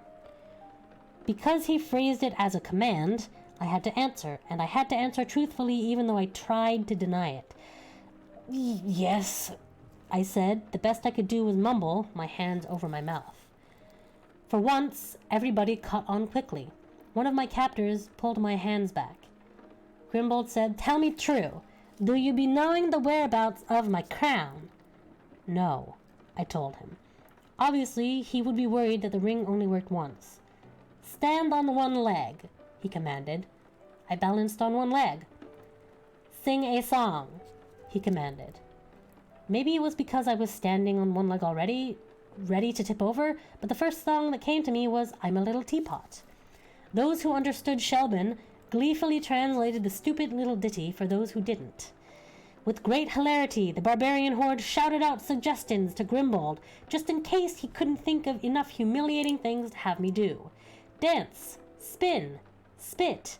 They loved that I couldn't stop any act until specifically ordered to stop, even if I was simultaneously feeling compelled to complete another action. You try singing, spinning, and spitting at the same time, all balanced on one leg. Luckily, though Rasmussen has nothing against killing off a paying customer, they won't allow sexual harassment, so that was one thing I didn't need to worry about. Pretending you be a chicken, Grimbold said. My singing changed to clucking, and I couldn't help myself. I began flapping my arms. Barbarian humor. I was saved from new indignities when the messenger they'd sent to the castle returned. He spoke in his native language, which I didn't have to understand. I could tell by everyone's sour expressions that Grimbold's offer had been refused. Now what? Would they kill me? Maybe, maybe not. Grimbold obviously needed time to consider. Go back to the tree, he ordered. Of course, as soon as I tried walking using only one leg, I immediately tripped over. You may be walking on both feet, Grimbold told me. I walked back to the tree, still clucking, scratching at the ground with my toes. Even so, Grimbold didn't trust me and had me once again shackled. Enough with the chicken routine, I thought at him, but apparently he figured his camp needed the entertainment. I suppose I was lucky he rescinded the commands to sing and spit. If time had passed slowly for me as a prisoner, it passed even more slowly for me as a chicken. The sunset and the smells of cooking carried to me, and still I couldn't stop clucking and scratching at the earth. Thank goodness I found no worms. I did try to lay an egg, though. After those in the camp had eaten, and after it got dark, they finally became bored with me. They returned to their campfires and tents, leaving me with only one guard. I tucked my head under one arm and tried to sleep. I was awakened when Grimbold himself came to take the guard's place. What will I be doing with you? He asked. He leaned against the tree all the guards seemed to favor, which was out of my range in case I decided to peck him to death. You truly be a useless thing. Useless to me, useless to your own peoples. Maybe I be selling you into slavery to one of the nomad tribes. Or maybe I be selling you to the orcs, who have a tasting for human flesh. I sure hoped Rasmussen program would send me back to the start of the game before anyone began roasting me on a spit. I tried to tell him that I was sure I could be useful. I was willing to side with him and turn on my royal family. My pleadings came out as frantic clucking. Grimbold started laughing. I wonder, when the orcs be cooking you, if you be tasting like human or chicken. He was still having a good old time with that thought when he gave an odd sound. Something like choking, but more bubbly. He pitched forward onto the ground, a dark stain spreading beneath him.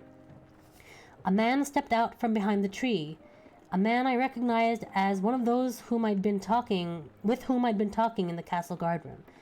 He was holding a knife in his hand, and I realized he'd just cut Grimbold's throat.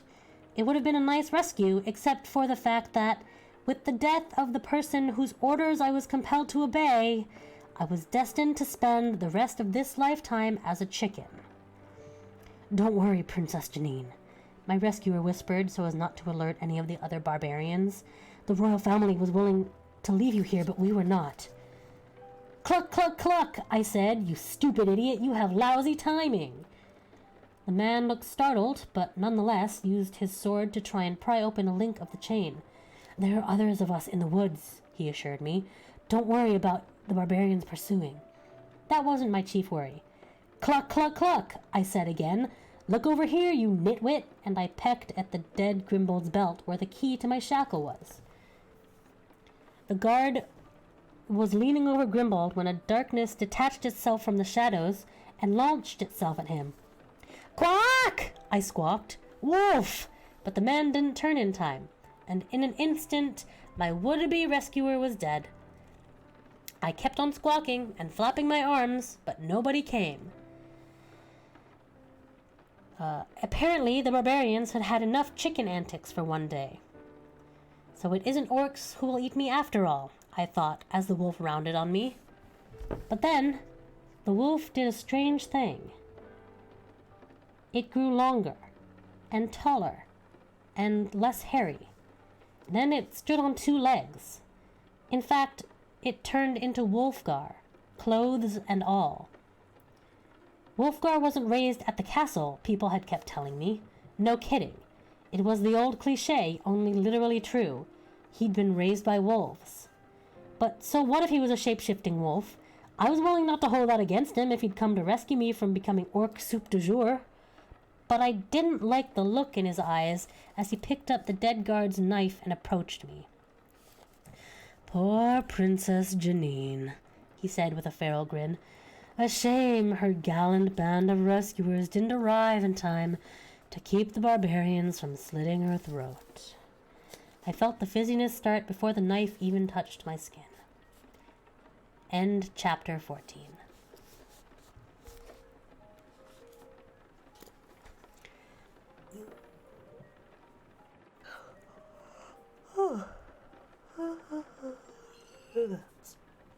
Sorry for the yawn.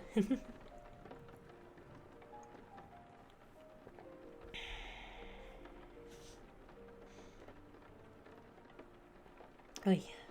How many chapters are there? There are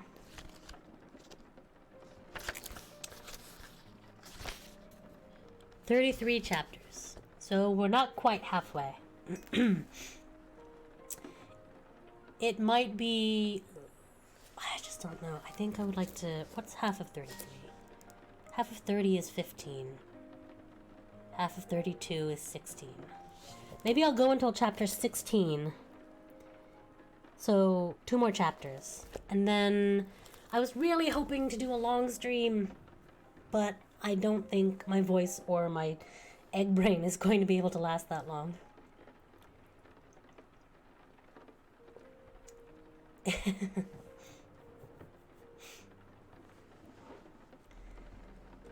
Yeah, well, I mean, I'll go another couple chapters. I'll get halfway through the story. And then... By the end anyway, that's true. Hey, you know what? That's fine also. I'll go another couple chapters, and then we can call it for the night.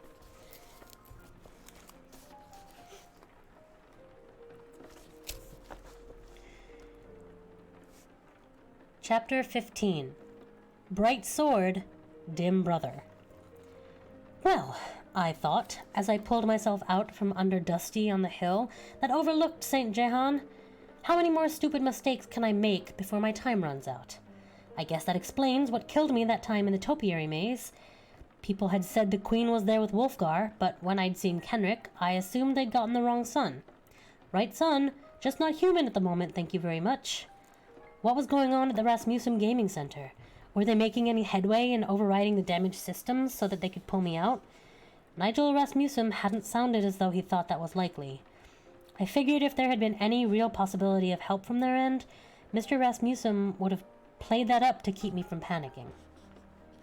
My optimism didn't improve when I found myself once more standing in front of the statue of St. Bruce, the warrior poet, realizing I couldn't remember the poem I'd made up for him. "An ode to St. Bruce," I said, which was all that I remembered. Fiordana yawned loudly while she waited for me to start. You'd think someone who created a poem would be able to remember it. You'd think. I recited, "St. Bruce was a warrior poet." That wasn't right. Too late I remembered that my former first line had ended with Bruce, which rhymed nicely with loose, juice, goose, all sorts of possibilities. What did poet rhyme with?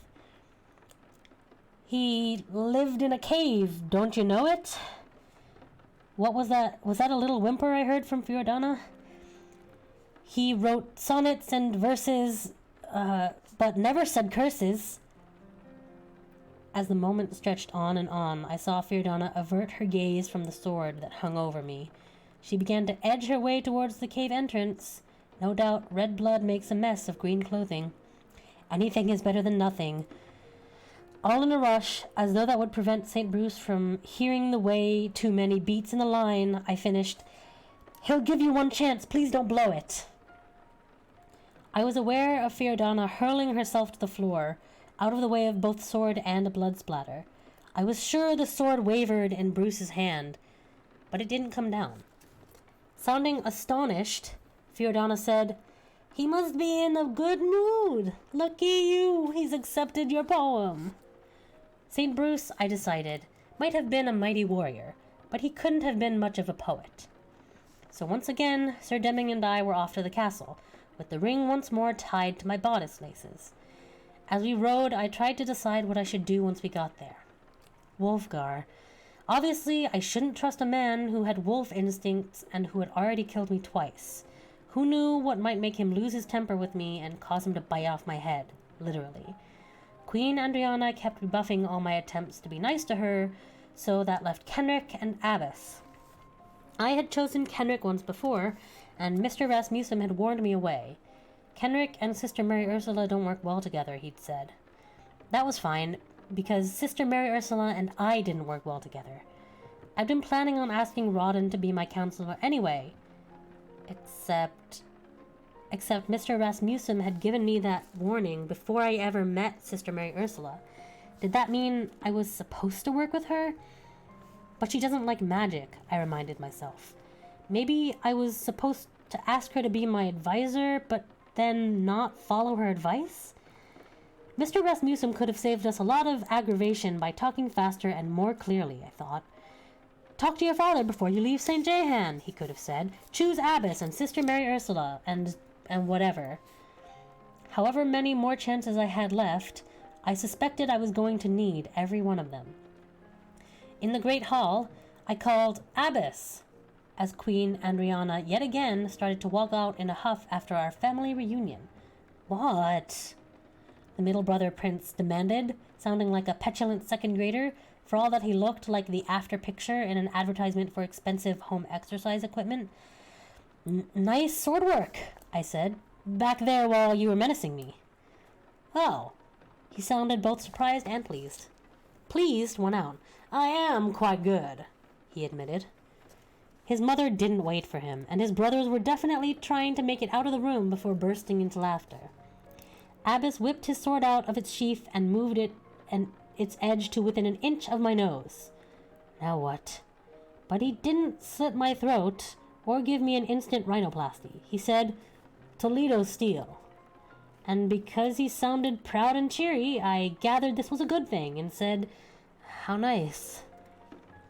He began talking about the wonderfulness of Spanish-crafted swords and gave me the entire history of the manufacture of blades, making my eyelids grow heavy with terms like phrases heat-tempered and alloy and strong but not brittle.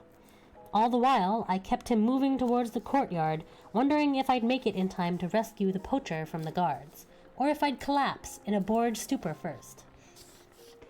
The poacher and I lucked out. "Prince Abbess," the guard I now knew was named Penrod called out, "and Princess Justine." "Janine," I told him. Captain Penrod shrugged and told Abbess, "We caught this boy poaching. He killed a deer. The usual punishment?" I waited to hear Abbess's reaction, just as, that first time, Kenrick had waited to hear mine. "Certainly," Abbess said. Then, as the boy was starting to explain how he'd found the deer dead, Abbess eagerly offered, "Shall I?" Once more he brought his sword forth with that metal-on-metal whisper hiss that gives goosebumps to any sensible person. "No," I told Abbess. I motioned for the second guard, who'd forced the boy to his knees to let him up again. Abbess frowned in concentration. "No," he repeated, as though unfamiliar with the word. "My new reign is starting," I announced to one and all. "This is a time to review the old laws and to reconsider old punishments." Abbess pouted. "No more beheadings?" I didn't want to turn him against me, since this was obviously a tradition he cherished. Not for now, anyway. My first few days should be a time of clemency, of people starting anew, with nothing from the past held against them. This might be a way to settle the peasant unrest. Clemency, Abbess repeated, obviously downhearted. You mean no more public hangings? Princess, Penrod said. No, I told Abbess. Princess, Penrod repeated. A friendly warning here. The peasants need a firm hand, or they will run wild and take advantage. Hand, Abbess echoed. Can I at least chop off his hand? No, I told him. To Penrod, I said, I understand what you're saying, but we'll try it this way. If that doesn't work, we can always return to the more severe punishments later. Reluctantly, Penrod released the boy. Even as the boy ran away, Abbess was asking, But we can still use the rack and thumbscrews. No, I said. Later might be too late, Penrod warned. That's why I need you to keep an eye on things. For instance, I was remembering how Grimbold and his barbarians had swarmed into the castle courtyard. Please post more guards on the walls to make sure intruders can't get in. Hot coals? Abbess asked. No. I turned back to Penrod. It's not just the peasants I want to make happy. More important is keeping the goodwill of you and your men. I didn't add, so you don't come up behind me and knife me. We will have regularly scheduled meetings where you'll be free to give me your opinions. All the men. I smiled at the other guard to show I included him, not just the officers. How are things in my army? Well, the guard shuffled his feet. Do you get paid enough? The two exchanged a, does she really want to know? Look. In the silence, Abbess asked, Fingernail extractor? No. The two guards told how Councillor Rawdon, who was in charge of giving them their pay, had lately shorted them. I'll look into that, I promised. Meanwhile, please see to it that the castle defenses are fortified immediately. Both men saluted smartly before leaving. They might still think me weak, but I doubted they'd kill me while I was promising them money. Abbess poked my arm to get my attention. Stocks? He asked. Dunking in the mill pond?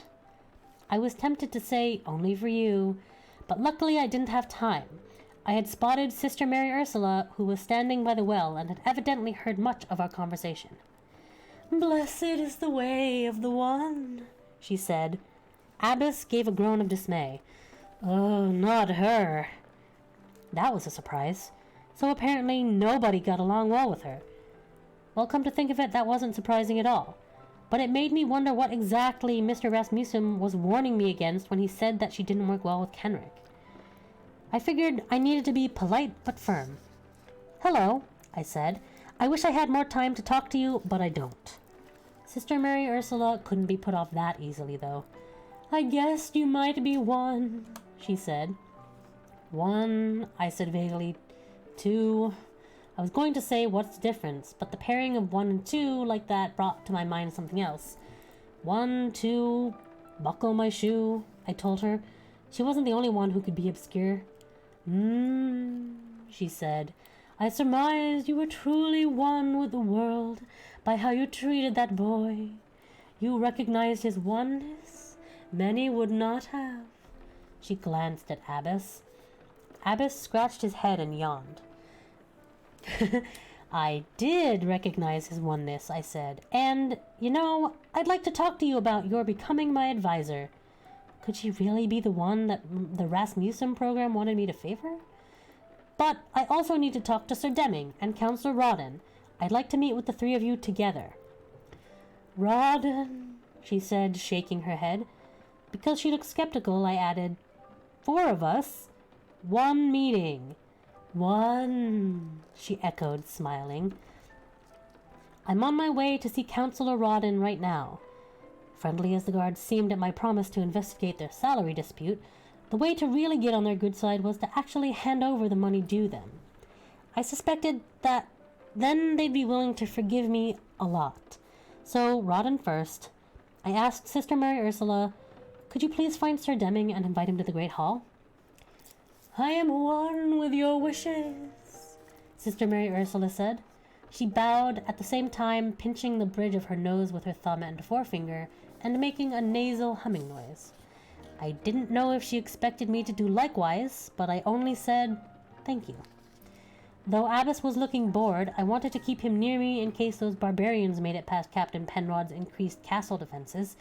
"So," I said, "Toledo-made swords are the best, but it takes a master swordsman to use one well." Abbas flexed his biceps. "Amazing," I told him. "Tell me about yourself as we walk to Rodden's quarters, okay?"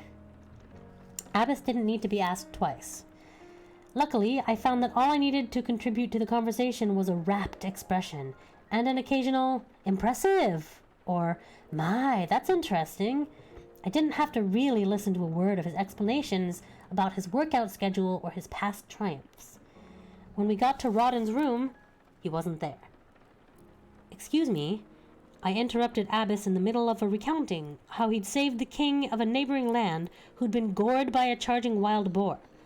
Abbas had, apparently, broken off the beast's tusks with his bare hands, then strangled it, which sounded pretty gross to me. A servant woman was on her knees in the hall, scrubbing the floor. I asked her, "Have you seen Councillor Rodden?" "No, my lady, I'm sorry." Abbas didn't need me to invite him to resume his story, frothy sweat on the animal's hide and hot stinking breath and all. The servant looked as though she wasn't quite finished with what she'd been saying, so I put my hand on Abbas's arm to stop him. He didn't take the hint, and I had to say, "Excuse me," again. The woman told me, "He was in his room earlier, Princess, but he's not there now. I know because I just watched the floor in front of his room, and when he left I had to clean that part again because he left footprints in the wetness. But luckily he came this way, and I didn't have to redo the whole hall." She was only 2 doors down from Rodden's room, which couldn't have taken her more than 5 minutes. Abbas started talking again as we walked to the end of the hall. There I saw steps leading both up and down. "What's upstairs?" I interrupted Abbas. "Defense battlements, servants' quarters," by which I took him to mean minor servants, since Rodden's room was on the 2nd level, along with the family apartments. Abbas didn't miss a beat and resumed talking about the boar. I led the way back downstairs and flagged down a servant woman who was going from room to room providing fresh flowers for the vases. She said she'd not seen Rodden. I poked my head into the great hall. Sir Deming was sitting on one of the petitioners' benches that lined the walls. He was definitely drooping, his elbows on his knees, his head resting on his hands, while Sister Mary Ursula, sitting next to him, told him, "And if you acknowledge the cow's oneness with you, then ask her politely. She will give forth sweeter milk. It's the same with turnips." "There you are," Deming said, sounding, for this once, happy to see me. "Sorry," I said, "not quite ready yet. We haven't been able to find Rodden." "I'd be glad to help you look," Deming volunteered. "Perhaps Abbas—" He glanced from the still chattering prince to the still chattering nun, obviously thinking to pair them off. "Sorry." I backed out, closing the doors. In case of barbarian attack, Abbas would be a good man to have by my side. If he noticed we were under attack, that is. I couldn't be sure he'd stop bragging about his physical prowess long enough to notice much of anything. A door opened, and a pair of male servants came out carrying a platter with an entire roast pig, complete with an apple. It must be time for the midday meal that I had missed last time I was here. I realized that the hunger I'd felt in the barbarians' camp had evaporated once the game restarted and set me back down in the morning. But now, as this new day progressed, my stomach was once again rumbling. Not that I found a dead porker with fruit in its mouth appetizing. "Excuse me," I said to the men, "but have either of you seen Rodden?" "Not since he stopped by the kitchen asking for field rations," one said. "Field rations," I repeated. "You mean like to take when you're going on a trip?" The man nodded. That was odd. Sister Mary Ursula hadn't insulted him in this round of the game, so he had no reason to leave. "Did he say where he was going?" Both men shook their heads. I moved out of their way and told Abbas, "Let's check with the captain of the guard to see if Rodden has left yet." Still talking, Abbas followed me outside. While I hadn't been paying attention, he'd shifted to tournaments he'd fought in, and the proper technique for splitting a lance, which apparently was a desirable thing. I glanced at the wagon that was still parked by the supply door, even though I assumed the increased guards...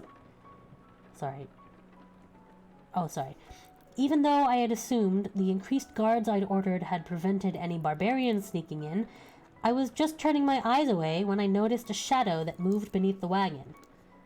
"Abbas, look out!" I shouted. "Behind the wagon!" There was a hiss of an arrow, but no thunk of impact. Abbas had caught the arrow mid-flight. So maybe there was something to be said for his brawn, even unaccompanied by brain. With a bellow, Abbas went tearing behind the wagon before the archer had a chance to notch another arrow. Hiding didn't seem a kingly thing to do. I might survive the attack, but such obvious cowardice wouldn't win any loyalty from my people. So, fighting my instincts, I ran towards the wagon also, yelling all the while, "Intruder alert! Intruder alert!"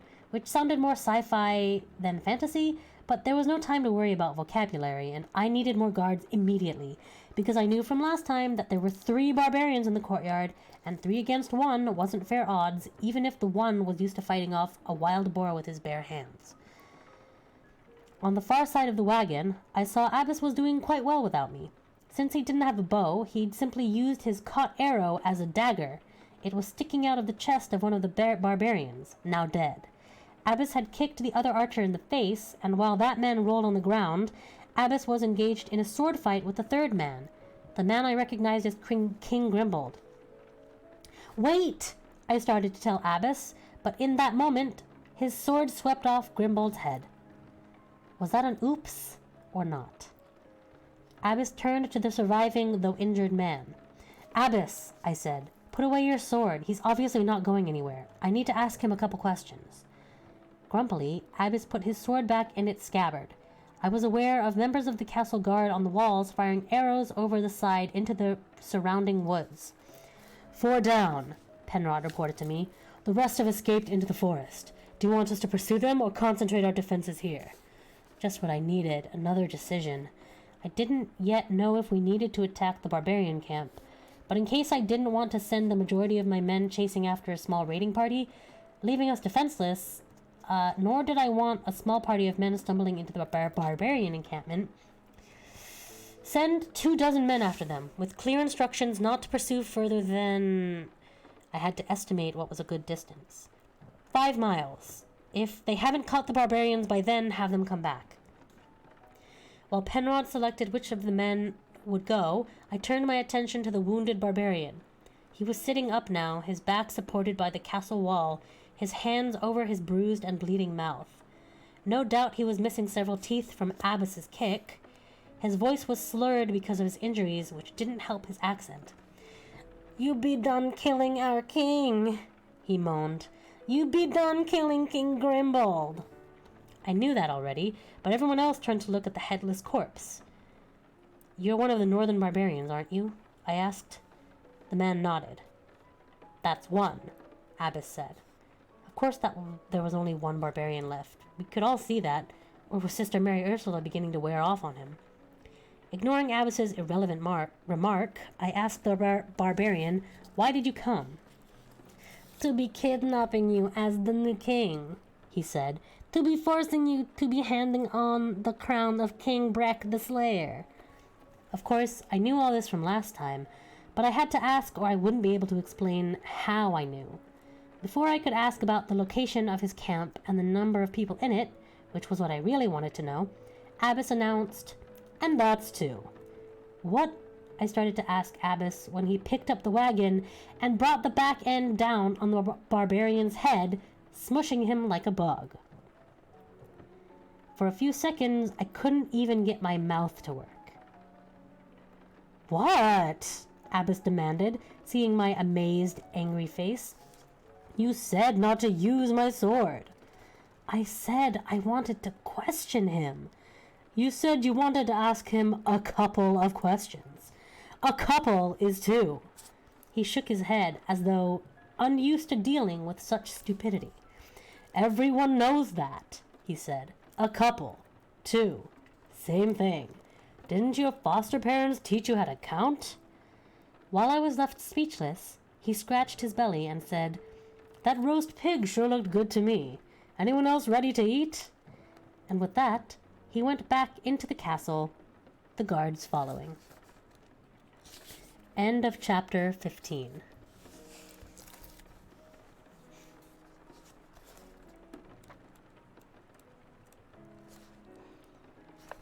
Right.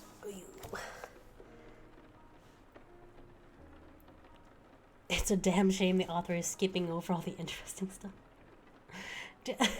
I would agree. I mean, I know that you love historical stuff and you love scrubbing ancient canons. I agree that it would be cool to hear about the swords and stuff. I want to know the ideal way to split a lance. Me too. But it does feel more relevant to talk about what's going on in the actual story.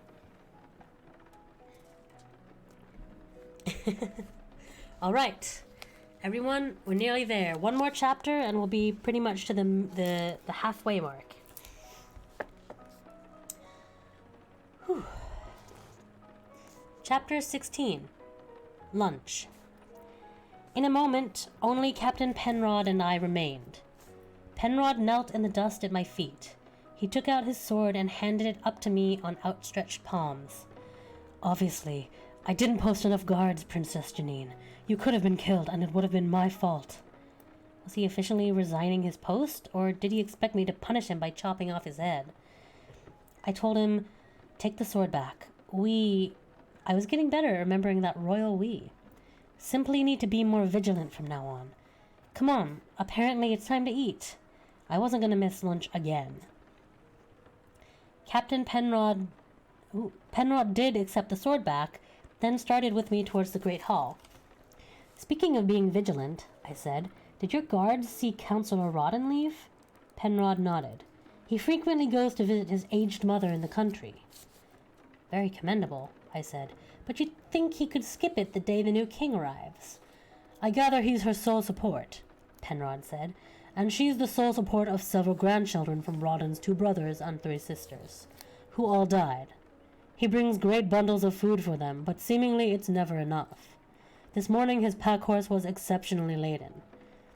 Sounds like the family has had incredibly bad luck, I said.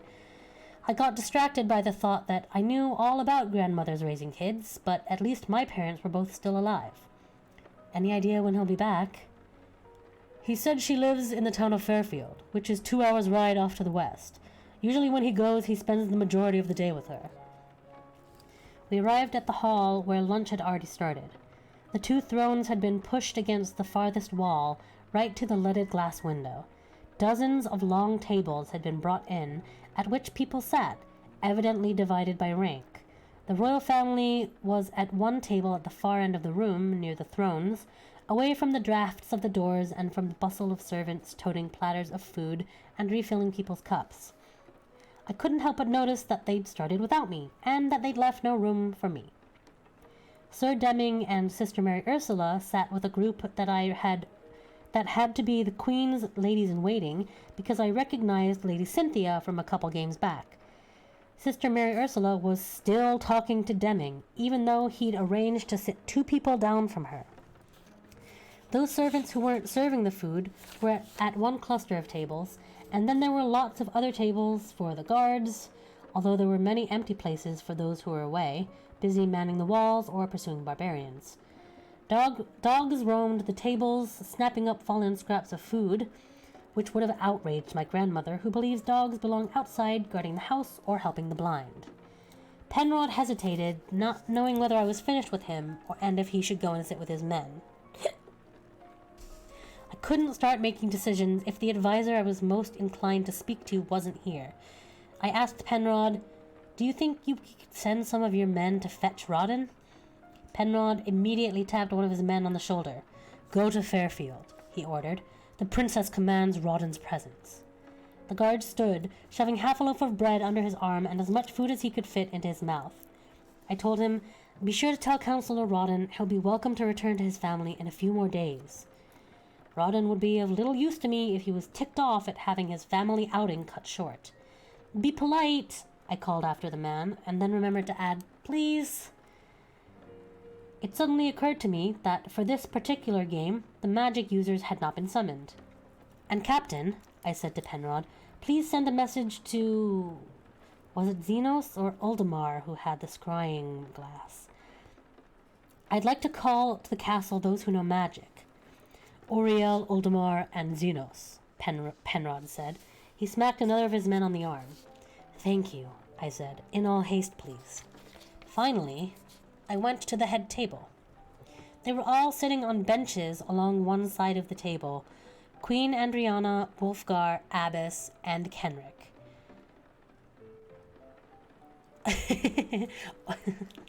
Sorry, I just read your message. Abbess and Genric. The queen was making fun of someone I didn't know, an abbot who apparently was very hard of hearing. In fact, practically deaf. Andriana was imitating this poor guy, saying, "What did you say? What? Oh, you said you couldn't have been the one to murder the blacksmith because he had no reason to do it? I thought you said he had a Norwegian do it." Very politically incorrect. The princes were all so engrossed in this merriment that, by sheerest coincidence, not a one of them noticed me standing there with no place at all to sit. They were spread out, 4 on a bench that looked long enough for 6 or 7. Their butts weren't that big. If they'd all moved over just a bit, there'd have been room for me. The hall still buzzed with conversation, but I knew everyone was waiting to see how I would react. Would I be intimidated and slink off? Would I be intimidated and slink off to another table? Would I meekly request my family to make space for me? Would I make a scene and demand they make space for me? I crooked my finger at one of the servants. The noise level was so high I had to put my mouth to his ear to make sure I was heard. "Get me the king's throne," I ordered. The servant was aghast. Surely not for eating in. Was he worried I'd dribble gravy on the velvet cushions? He glanced around and pointed out a spare bench, a short one, made for 3 skinny butts, or 2 regular-sized ones, or 1 royal one. Yeah, I thought. And do what? Set up a TV tray? The throne, I repeated. The conversation abruptly stopped when the servant, with the help of another man, picked up the throne. Staggering under its weight, they carried it towards where the royal family sat, then saw that, unless the royals moved their bench, and why would they when they hadn't budged yet, there was no room. I pointed to my feet to indicate right here. The servants came around to where I was and placed the throne dead center on that side of the table. I sat down and looked into the startled faces of my family. There, I smiled brightly, and settled my skirt as though it was a voluminous gown, like the queen's. Isn't this nice? And it was, except that the roast pig had been placed before them, so I was looking at his curly-cued rear end, not the world's best view.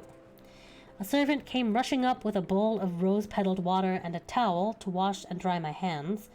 Other servants provided a dish heaped with slabs of roast pork and luscious fresh fruits, and a cup of mead, which is a sweet beer or wine or something. Disgusting in my point of view, and I'm amazed Rasmussen gets away with serving alcohol, even virtual alcohol, to minors. Kenric leaned forward and told me, "You're sitting on the serving side of the table." "No," I said firmly. "All of you are." He considered that for a moment, then gave his extraordinary smile that had caught my notice during the promos. Wulfgar glared. I was beneath the queen's notice, so she angled herself on the bench to face Wulfgar and began talking to him about the quality of the peaches. And Abbess decided I needed an instant replay of his battle against the 3 barbarians in the courtyard. I was pleased to note that Wulfgar didn't tear into his meat like a beast would, but ate with the same degree of table manners as everybody else. Those manners were about equal to what you'd see in an elementary school cafeteria. I could live with that. "You were fantastic," I assured Abbess when he paused to take a breath. One of them mentioned something about a crown, the crown of Breck. I looked at each of them in turn and was able to tell nothing. "Any of you know anything about that?" Kenric said, "Father won a crown from one of the barbarian kings." "Won how? You mean he killed him, or overcame him in battle, or he won it in a poker game?" My subconscious tried to warn me that the people of this time would not play poker. The phrase, "a game of dice," bubbled up. But the Rasmussen programs are sophisticated enough to ignore most anachronistic phrases and references Otherwise, the game would constantly be delayed by the characters saying things like, "Okay, I do not understand this okay of which you speak." Kenrick blinked. Perhaps his subconscious, if he had one, told him poker must be some peasant gambling game he'd never heard of before. Or maybe he just chose to ignore one of the many inane things I'd said. He said he won it in a tournament. Abbess interrupted. "I wasn't old enough to participate in that particular tournament, except in the capacity of a page helping the squires help the knights get into their armor, but I remember it well. 2 years later was my first—" "In a moment, Abbess," I said. "So your father won the tournament, winning the loser's horse and equipment?" "Yes," both Abbess and Kenrick said, but Abbess was inclined to add a blow-by-blow account of the event. I went ahead and talked right over him. "But if your father won the crown fairly, why do barbarians feel they have the right to demand it back?" "Because they are barbarians," Abbess said, which I would have accepted, but Kenrick's lips twitched, and he chose that moment to lift his cup to his mouth. "What?" I demanded. Kenrick answered with a question of his own. "Who said anything about winning it fairly?" "Kenrick!" his mother snapped. "That's no way to talk about your father." From the look he gave her, I gathered he wasn't used to hearing her defend King Cynric's good name. "Well," Abbess admitted, "there were certain questions." "He cheated," I said. "You're saying he won the crown by cheating. So now the barbarians want the crown back, and, in fact, they probably have every right to it." Kenrick shrugged, indicating his indifference to moral nuance. Abbess spoke slowly, so I would understand. "No, he won the event, so he won the crown." Wolfgar was gnawing with alarming energy every last bit of meat off of a bone, but at least he had the bone raised to his mouth rather than sinking his face into the pig carcass. Queen Andriana was making one of the dogs stand on its hind legs and beg for a strip of meat. "So where's the crown?" I asked. "I don't know," Kenrick said. Abbess shook his head to indicate he didn't either. "Wolfgar? Dunno." "Your Highness?" She gave me a blank look. "I'm sorry, what? Were you saying something? I wasn't listening." Though I'd already seen she had been, I explained, "The crown your late husband won from the barbarian king at the tournament several years back. What happened to it?" "I'm sure I have no idea," she told me. I summoned one of the servants. "Could you please get that bench?" I indicated the one I'd been offered earlier. "And bring it here, and then invite Sir Deming and Sister Mary Ursula to join us." "On the serving side of the table?" the servant asked. "On this side of the table," I corrected him. When the two advisors had sat down, I explained about the crown and asked if they knew where it was. "Perhaps in the king's treasure room," Sister Mary Ursula suggested. Deming shook his head. "He gave it to the dragon." "What dragon?" I asked. Deming sniffed at my ignorance. "The one that was ravaging the southern provinces 8 years ago, burning fields, scattering livestock, devastating manor houses, demanding maiden sacrifices." The faintest hint of imposed memory tickled at the edge of my brain. I'd only been 6, and the southern provinces were nearly a week's journey from the safety of St. Jehan, but I heard people talking. I said, "Excuse me, I don't understand. This dragon was eating cows, horses, and maidens, and then King Cynric bought him off by giving him a crown that had been won at an iffy tournament?" Deming rolled his eyes, and the queen gave him a sympathetic look, like, I know. Deming said, "Dragons love gold." "And a crown," Sister Mary Ursula added. "That would make the dragon feel as one with all other things." Okay, I guessed it made sense. "Do we know where this dragon lives?" I asked. "No, nope, haven't a clue," they all told me. "Any idea how we can find out?" "No, nope, haven't a clue," they all repeated. But then Deming speculated, "Maybe one of the magic users knows something or could find out." Waiting for the magic users again. Estimated time of arrival tomorrow, if I remembered correctly from last time, and I did. I was working on a deadline. Never mind the awful pun.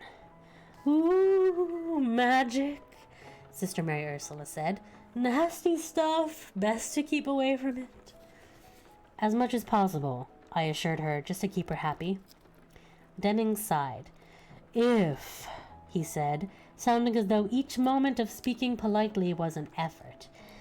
If you're determined to return the crown of the barbarian king, may I point out to you that the king is, in fact, currently separated from his head, thanks to our Prince Abbess, and I would consider this a serious drawback to the enjoyment of wearing a crown.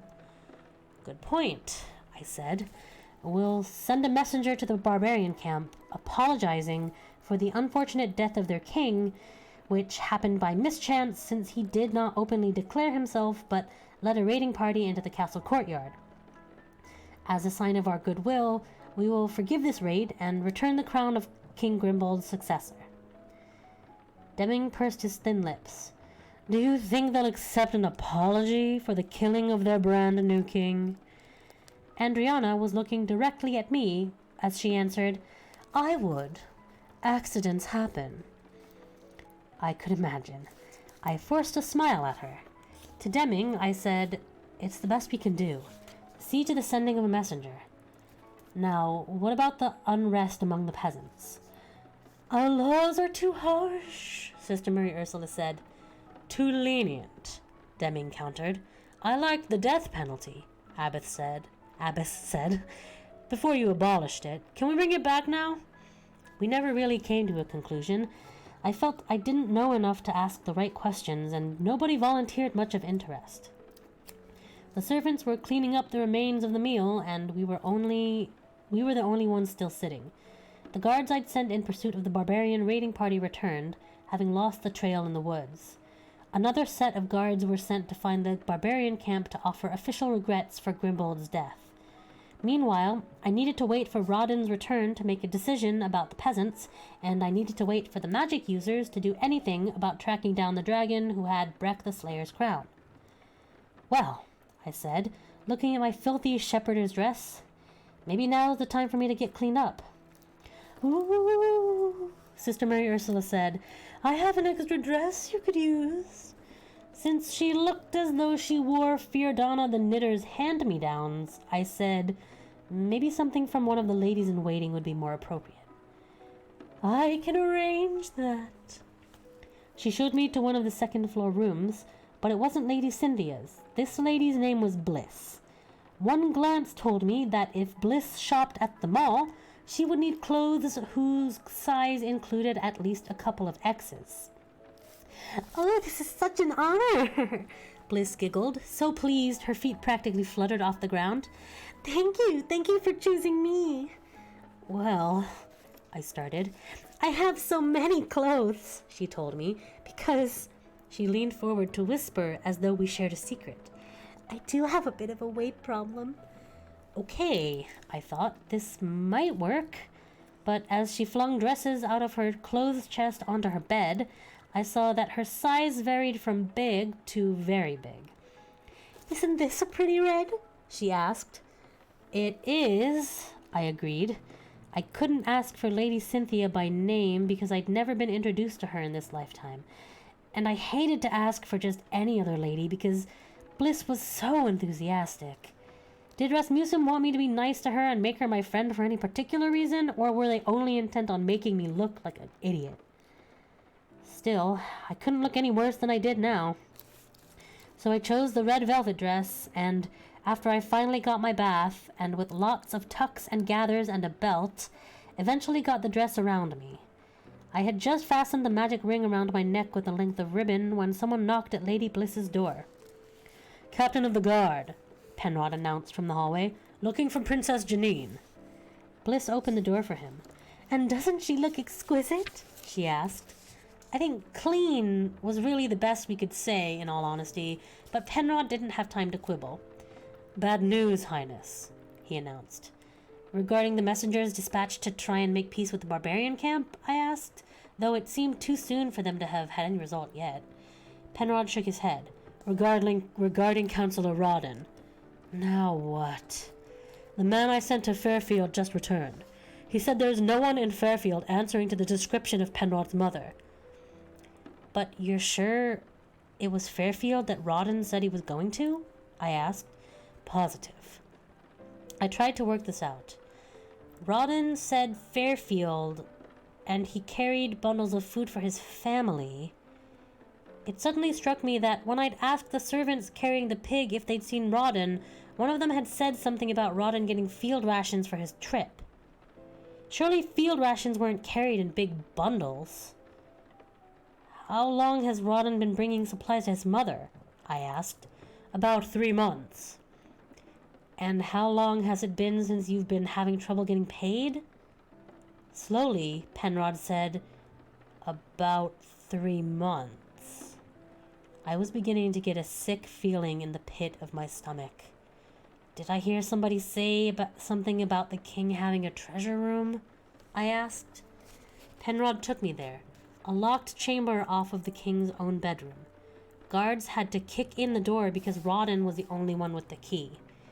It was an enormous room, bigger even than the king's bedchamber. And, of course, the room was totally empty. End chapter 16. And that is where we'll finish for tonight. And we'll pick up again next time with chapter 17.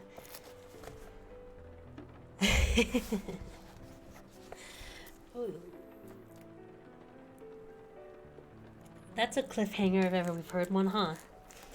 Oh no. Oh no. I'm glad you guys enjoyed it. I was a little worried because sometimes I struggle with like reading for an extended period of time. But luckily I didn't trip over too many words. And it was really fun, and practicing voices and stuff was fun as well. And getting to share like literally my favorite book from my youth has been really great. And it just gets better from here. Like, we've just gotten into like the meat and potatoes of the story. There's still so much more to go, and I'm really excited. Reading out loud sucks. Yeah. Thank you. Thanks, guys. I will plan probably next week to finish the book. But in the meantime, let's see if there's anybody that we can raid. Potatoes are yum. They're so yum. And I'm super hungry. Let's see. Who is out there for us to join? Looks like... Ooh, lots of people. Let's go to Camellia. Camellia is another VTuber. She is a catmelian. She's very sweet and very cute. And what is she playing? Let's see. Come on, internet. You can do it. I know I've been streaming for a while. Oh, she's playing Genshin. That should be fun. Let's raid Camellia. Make sure to use my raid text. And really just absolutely blast the chat with it. Like, really just be as disruptive as possible. Also, I'm sorry, OB, if you're still here. I have alerts off for this stream because it's meant to be like a sort of relaxing thing, and I didn't want my alerts, so I'll refund you the points you spent on KK Bubblegum. But thank you for stopping in, and thank you all for hanging out with me. Please treat yourselves amazingly and get some good rest tonight. Bye-bye, everybody.